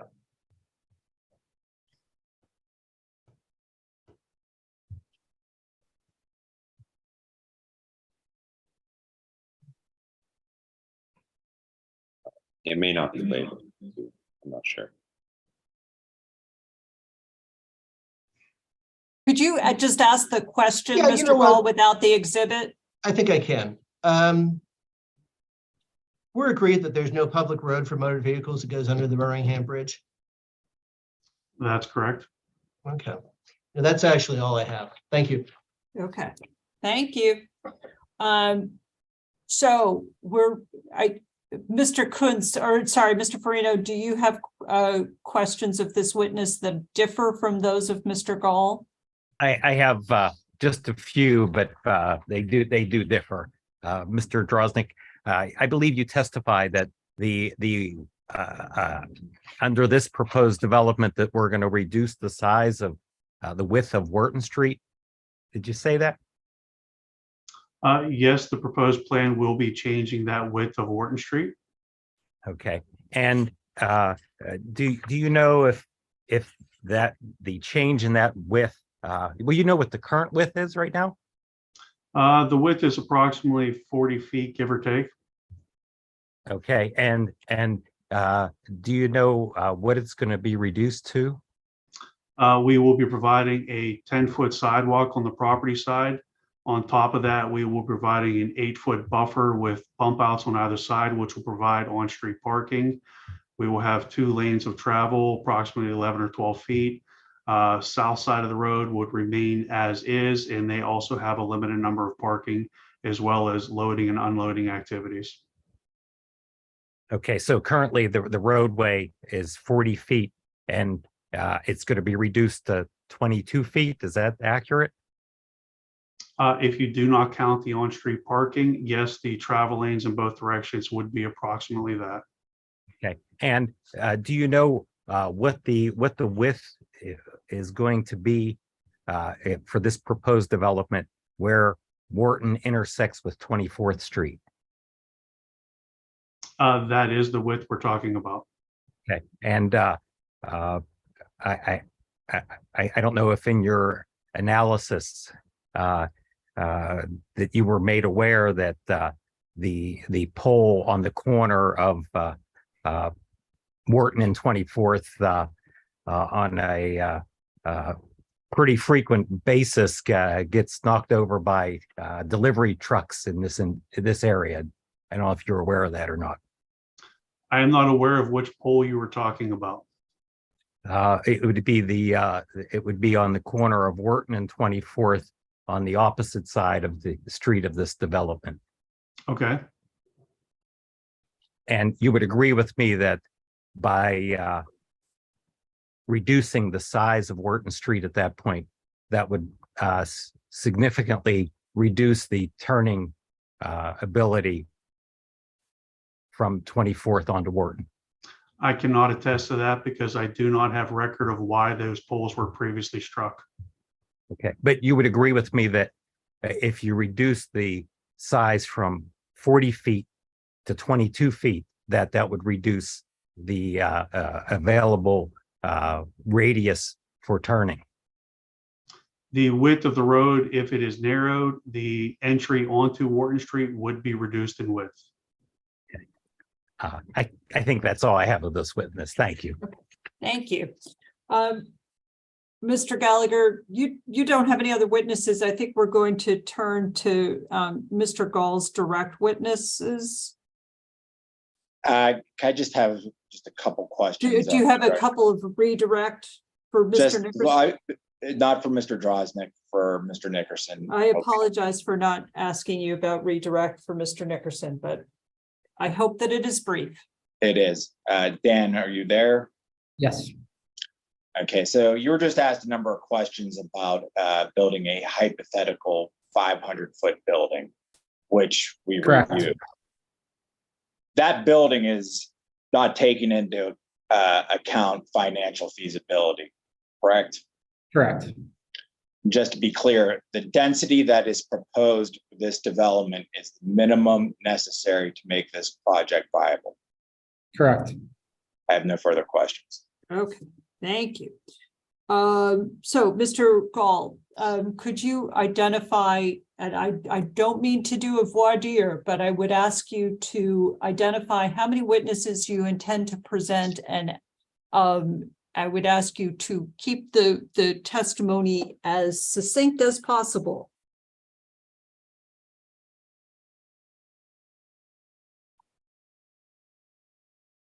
Mr. Gall, you're on mute. 3 witnesses, Scott Hollander, Anthony Lucas, Greg Brizzi. They will all be short. We have submitted letters from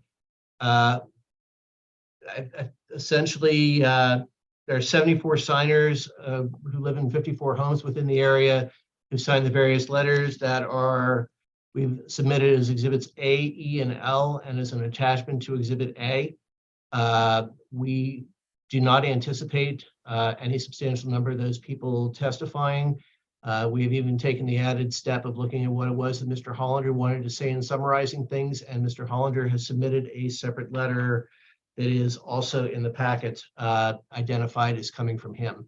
And we will accept those letters as part of the record, but again, we do caution everybody, including those who are listening, who might like to testify in addition to those who are represented by counsel, that the zoning board does not make decisions on the basis of a show of hands. We do it on the basis of the evidence in the law, so repetitive testimony is not helpful to our analysis. And if you've submitted a letter, we will certainly take those into account and we will review what has been submitted. So with that, please proceed, Mr. Gall. First witness would be Mr. Hollander, and I think with all of our witness, or with all 3 of our witnesses, I think it's probably going to work best if they just make a statement. Thank you. And we would ask them not to read statements, but if you have a letter that says the same thing.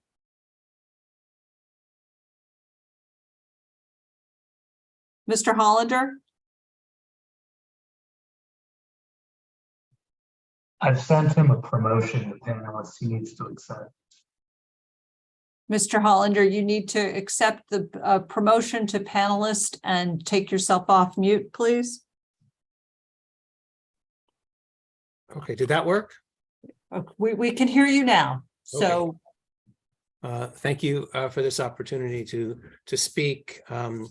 We have coordinated among this very high number of neighbors who would otherwise like to speak, and I've tried to put all of their comments into what would be a streamlined presentation of that, so we wouldn't have to call so they won't all have to or need or want to testify. So I appreciate that this might take a little, I hope that the board would appreciate this might take a little longer, but I can cover these points, I think, fairly succinctly. could you identify yourself for the record, please? Yes, I'm sorry. My name is, I'm Scott Hollander.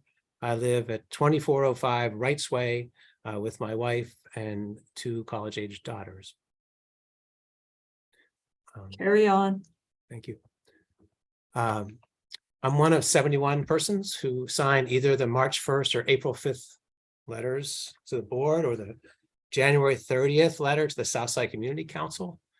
All of those expressed concerns about the impact of this variance and are included in exhibits A and E. Those 71 signers, they live or own 54 homes in what is a 2-block square area sandwiched between the Birmingham Bridge and the edge of the Southside Works, and between Carson Street and the CXX rail line. Right now, there are about 90 homes in this area. In addition to those homeowners and residents, there are 3 businesses within those blocks who also signed the letters. They're listed, so I'm not going to name them here.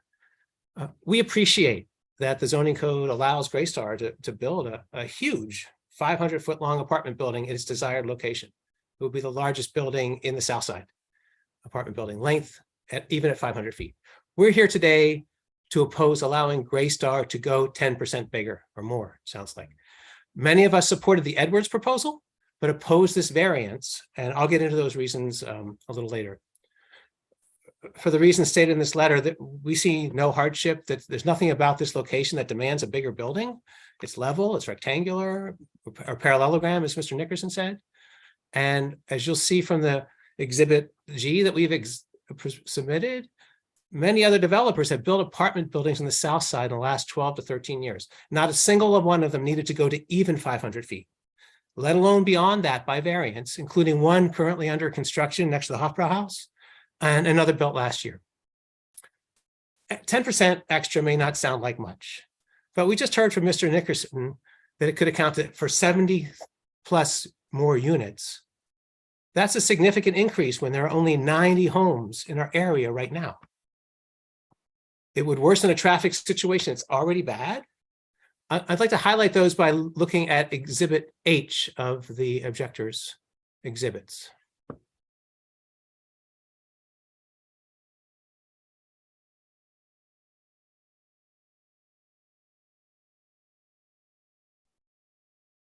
Mr. Shefke, I'm afraid that's going to be one of our exhibits. I was going to say, we have to be specific as to which exhibits you're talking about. But Mr. Hollander, it is a map. It is Exhibit H is a map showing an aerial view. And Stuart, can you give them the exact page? Looking to do that right now. But Mr. Page Hollander, 119. could you Page continue with your testimony? Oh, sure. So in explaining Exhibit H, 24th Street is the main way into and out of the neighborhood. So you can see on Exhibit H, there's a letter A that shows where there's no left turn from Carson onto 23rd Street, where there used to be one. That means all eastbound traffic makes the left turn onto 24th Street at the light at the Cohen Oil and Double Wide Grill intersection. We currently have backups occasionally, often in rush hour, in all 4 directions on both Carson and 24th, and also at other times during the day. This will worsen with the daily traffic added by the residents of another up to 70 units. That area where that intersection is a problem is noted letter B on Exhibit H. We also have occasional issues with cars speeding and running stop signs on Sydney, mostly because drivers are using Sydney Street to bypass those backups in the traffic lights on Carson. Here again, those additional 70 units will only make things worse. The section of 24th Street between Foxway and Sydney is marked with a red box there on Exhibit H. It is an unusually narrow street. It's already too narrow for two cars to pass in opposite directions when the cars are parked on 24th Street on both sides, as they almost always are. That's already a problem because that blocks the sole access point to the rear driveway of River Park Commons. That's the big office park that's just to the just east of where the proposed development is going to be. And that rear driveway goes to their loading docks and rear parking lot. And unfortunately, that block is also going to be the way in and out of what is, I think, only 2 garage entrances and exits in the apartments. So a variance that will increase the population by 70 units, and some of those may have more than one person, will make that problem much worse. The traffic problems that the variance is going to make worse won't affect just cars, but also pedestrians and the significant bicycle traffic along Sydney, which you've heard is a neighborway and is part of a marked bicycle route that comes under the Birmingham Bridge onto 23rd Street, and then across the 2 blocks of Sydney. It goes into the Southside Works and then picks up the Riverfront Gap Trail. The safety of those riders will already be negatively impacted by the development as a matter of right at 500 feet. It shouldn't be further jeopardized and then make that worse, along with all these other traffic problems, by permitting what already will be the largest development in the neighborhood. There's nothing that has this many units. There'd be nothing at 325 feet for 325 units. This is by far the largest unit in the neighborhood. So the variance also will impact parking. It's discussed more fully in the letter, so I'll be brief about that. Even with most of the neighborhood in a residential parking program, parking is already scant, and the neighborhood relies upon the RPP parking spots that are along 23rd and 24th. I'm sorry, those are non-RPP parking spots along 23rd and 24th Streets. They're also those will become less available because they are close to the apartment building entrances, and they'll be desirable spots for Greystar's residents who don't want to maybe pay for their lease, or for their visitors, their overnight guests, to park there long-term and for free. And with Greystar planning that garage entrance at that far end of the already narrow cartway on 24th Street, it's really likely that we're going to lose a whole lane of parking on that block, so that there can be it'll allow for the cars to safely pass in both directions. The other thing I'll say is the other buildings that Greystar has mentioned here that in the south side, all of them provide more parking than this project would, but they also have overflow parking available that doesn't spill into the neighborhoods. All of those Southside Works apartments have parking garages nearby. The Glassworks that they cite down at Station Square has parking that's more than they provide here, and also has a huge surface parking lot. So the overflow does not impact and burden the neighborhood. 2 final points. One is about Edwards. Many of us supported the Edwards community proposal that was before you a few years ago. But this variance proposal has a far more negative impact.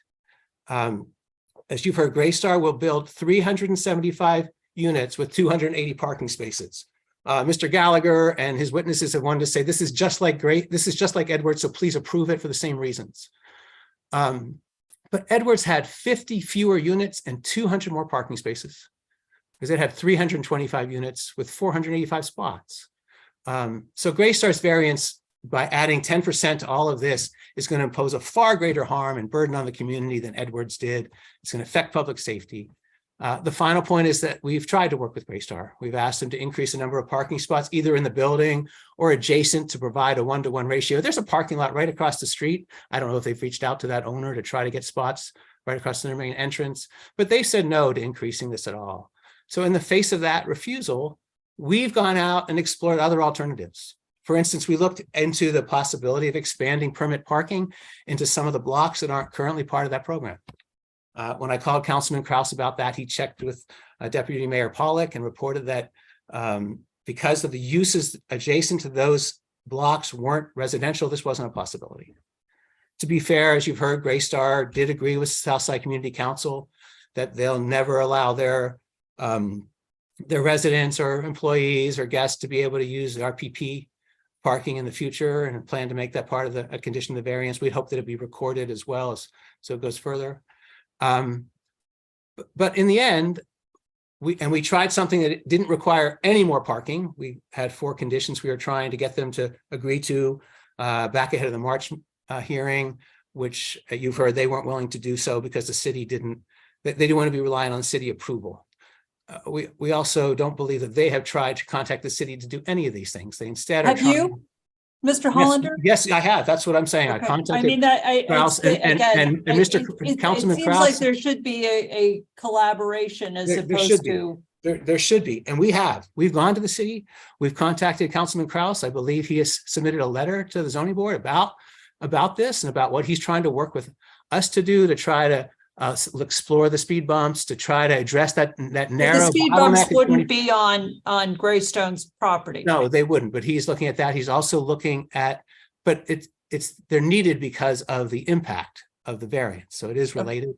And the other, because when you add Well, 7. it sounds like it's. And so we're trying to your address it. position is that it would be needed regardless of a specific project. We're not. I mean, it sounds like you're talking about conditions that would relate to any large project in the neighborhood. Right. We understand that those aren't conditions. That's not a condition you will impose. However, they are adding the bottleneck at 24th Street, that narrow street, is a real problem. They haven't tried to fix that. They haven't reached out to the city to do that. They've put the burden essentially on the residents to try to fix the problems they're creating. And so we've reached out we're trying to explore that further too. But ultimately, we don't see a hardship for Greystar that arises from the unique physical circumstances of the property. And the variance will create real damage beyond what the ordinance allows and impact public safety and traffic and parking and bicycle traffic. And we respectfully ask the board to either condition the variance on providing 1 parking space per unit or to vote no. Thank you. Thank you for your statement. Mr. Gallagher, do you have questions for Mr. Hollander? Yeah, I'll just be brief. Hi, Mr. Hollander. You are not a certified traffic engineer, correct? No, I am not. I mean, we're not certified traffic engineer, and our issue though is that we feel. I'm not asking you for your issues. Answer his question, Mr. Hollander. Thank you. Not a certified traffic engineer. We just wanted to point out that the 2010 and 2011 data that your traffic engineer relied upon and forms the calculation. Mr. Hollander, you can elaborate on redirect, but you can't on cross-examination. Please just answer Mr. Gallagher's question. Okay. No, I'm certainly not a certified traffic engineer. I have no further questions. Thank you. Mr. Gall, do you have any redirect? I don't think I do. Thank you. Do you have other witnesses that you would like to present? I think we're gonna eliminate Mr. Lucas, and if I can just call Mr. Brizzi to explain 2 of the exhibits that are in our package. Could you say that name again, please? Brizzi, B-R-I. Brisky. There we go. Mr. Brisky, there we are. Thank you. Could you identify yourself for the record, please?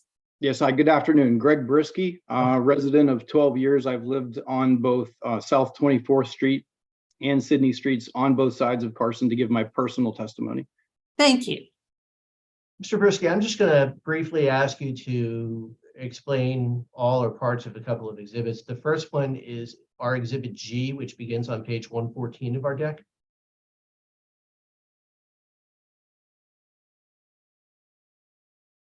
Okay, could you repeat the questions? Yeah, there wasn't really a question yet. As to the pictures that are part of this exhibit, did you participate in preparing those pictures? Yes. What are they intended to show? They're intended to show the maximum length of any of the given buildings represented in the table. Okay, and how did you make those determinations? I use Google Earth as the tool. And if you can take a look at Exhibit J, which is on page 121 of our deck.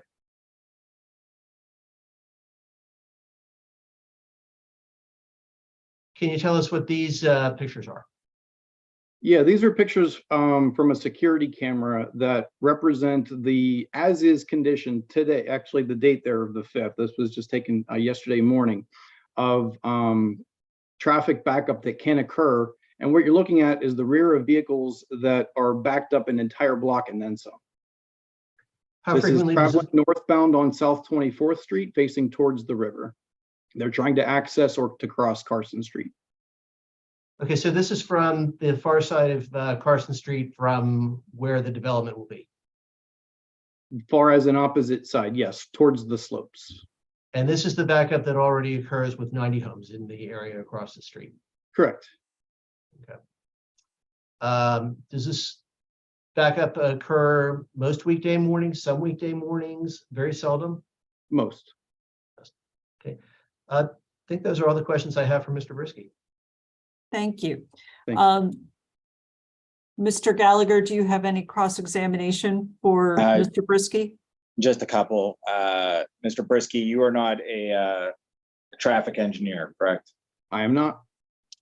And just referring to the exhibit 14 you prepared, that did not take into account the size of the property, the length of the property, or really any other relevant factor that might affect costs. Your Honor, I have to object to that question only because of the use of relevant factor. Well, I agree with the phrasing of the question, but maybe I can ask Mr. Brisky, when you were figuring out the lengths of the buildings, were you taking into account anything other than the length of the building? You weren't thinking about the size of the parcel or any other considerations? No, it was primarily the length. Thank you. I have no further questions. Okay. All right, and I apologize, but Mr. Farina, did you have any questions for any of Mr. Gall's witnesses? No, I don't. Thank you, though. Thank you. Mr. Gall, do you have any other witnesses? I have no others. Thank you very much. Thank you. Mr. Farina, do you have any direct witnesses or direct testimony that you wanted to present? Maybe if I can just summarize it for our clients, if that would be appropriate. Just to be clear, Attorney Kuntz and I, we represent Alloy Mam Partners LP. They're the owners of the property at 60 South 24th Street and 2328 Wharton Street. This is directly across the street from the development. This is why we get attorneys to swear in. So if you're providing information on behalf of your client, we appreciate it. Our client has an industrial use in their property. They've been there for many, many years. The 60-foot length variance, which would cause the building to extend all the way down to 24th Street, necessitating them to shrink the size of the intersection with Wharton and 24th, is going to probably significantly impact the tractor trailer deliveries to our industrial property over the years. The telephone pole on the corner has been knocked over. And in addition, I don't know if cars parked on the street are going to, create that type of negative impact, as well as the access point is from 24th Street. And as I believe some of the witnesses testified, that's our only access for them to get to the industrial site. So for that reason, our clients would like us to lodge our objection to the variance request. Thank you. Thank you for that succinct summary. All right, Mr. Gallagher, any questions? Because I can't say that it's cross-examination with respect to Mr. Farina's statement. No questions. Thank you. Thank you. We have an opportunity. There are a number of people who have stuck with us here into the next hour of this proceeding. If you would like to testify, we would like to hear you. But we would ask that you not repeat any of the testimony or concerns that have already been ably presented from both sides. I see one hand raised, but that doesn't mean others cannot raise their hands. So I'm going to Mr. Tarquinio. Could you unmute yourself? I would So Mr. Tarquinio is represented by Mr. Gall. I'm representing myself. Well, So- there's a letter that I'm I'm referring representing to. myself. Hang on, Mr. Tarquinio. If he has his hand raised and he's waited this long, if Mr. Tarquinio, are you going to testify to anything other than what you have included in the letter that you've provided? I don't think I provided a letter. I'm gonna. He's a signatory to the first exhibit. I'm going to give you information you haven't done. All right, we're going to hear it. Mr. Tarquinio, do you swear or affirm that the information you'll provide to the board will be the truth, the whole truth, and nothing but the truth? Yes, ma'am. And can you explain where your property is in relation to the proposed development? Yes, ma'am. I surround this property. I own 2403 Sydney Street, which is to the right of them on 24th Street. I own 45 South 23rd Street, which is to the left of them on Wharton. And I own the property across the street from them on 23rd Street, which I've done for over 20 years. Okay. And for the record, Greystar never came and talked to me. Even though I surround them on three sides, they never bothered to come and say, hey, here's what we're doing. What do you think? What are your concerns? Okay. The other thing is I'm the owner of another business called Tarquin 4 Commercial Real Estate, which is the firm that brought the Edwards Group to the South Side. Okay. The Edwards Group dropped the site because the owner was 80 some years old. He came back from Christmas vacation and determined he didn't want to do it anymore. Okay. That's why and we represented him. Again, Mr. Tarquinio, if you could stick with the variance that's being requested in this application, not the previous one. They brought up that they don't know why the Edwards Group dropped it. I'm just telling you why they did. Okay. And I'd love to support the variance because I'd love to see apartments that would help the value of my property. But I can't because it makes a bad situation worse. Okay. And like I said, I supported the Edwards development because they addressed the neighborhood's needs. They addressed the cutthroat on 24th Street with the owners. They addressed the parking. The Edwards Group reached out and addressed the problems in the community, and that's why I supported it. That's all I got to say. But you don't support the request that's being made today. No, I don't. Okay. All right. There's still other people who are attending. If there are other, no, sorry, Mr. Gallagher, did you have any questions for Mr. Tarquinio? I do not. Okay, thank you. Are there others who would like to participate? This is your chance to raise your hand and offer testimony. And I'm not seeing any other hands raised, and appreciate that there are letters in the record that the board will consider. As you might imagine, with 3 council involved, we are going to not only request, but require the submission of proposed findings of fact and conclusions of law for the board's consideration. And we appreciate that this has been continued several times. So I would like to see those submissions within 3 weeks of the transcript being available. Is that acceptable to all council? It is. Yes. Okay, and we will keep track with Mr. Durena as to when the transcript is available, and we'll mark 3 weeks from then as to when we want to have the submissions. I just want to be sure, is the transcript being ordered by all 3 attorneys or? I'll let them speak for themselves, Dylan.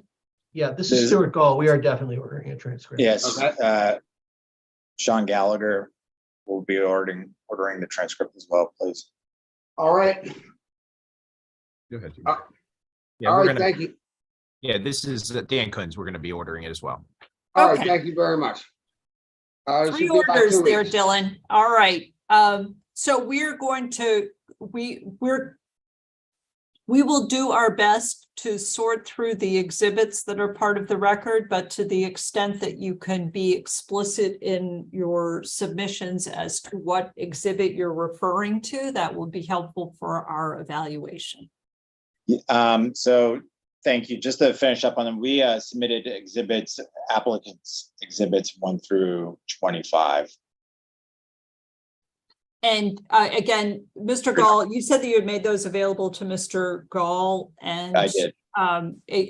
And I would ask that you make those available to Mr. Farino and Mr. Kuntz as well. Will do. And but again, to everybody, there's a difference between what we were reviewing in terms of the presentation materials, the submitted exhibits, and Mr. Gall's submission. So again, I would just ask you to drop a footnote or make it clear what you're referring to when you refer to something. All right. Okay. We're done for the day. Thank you. Thank you.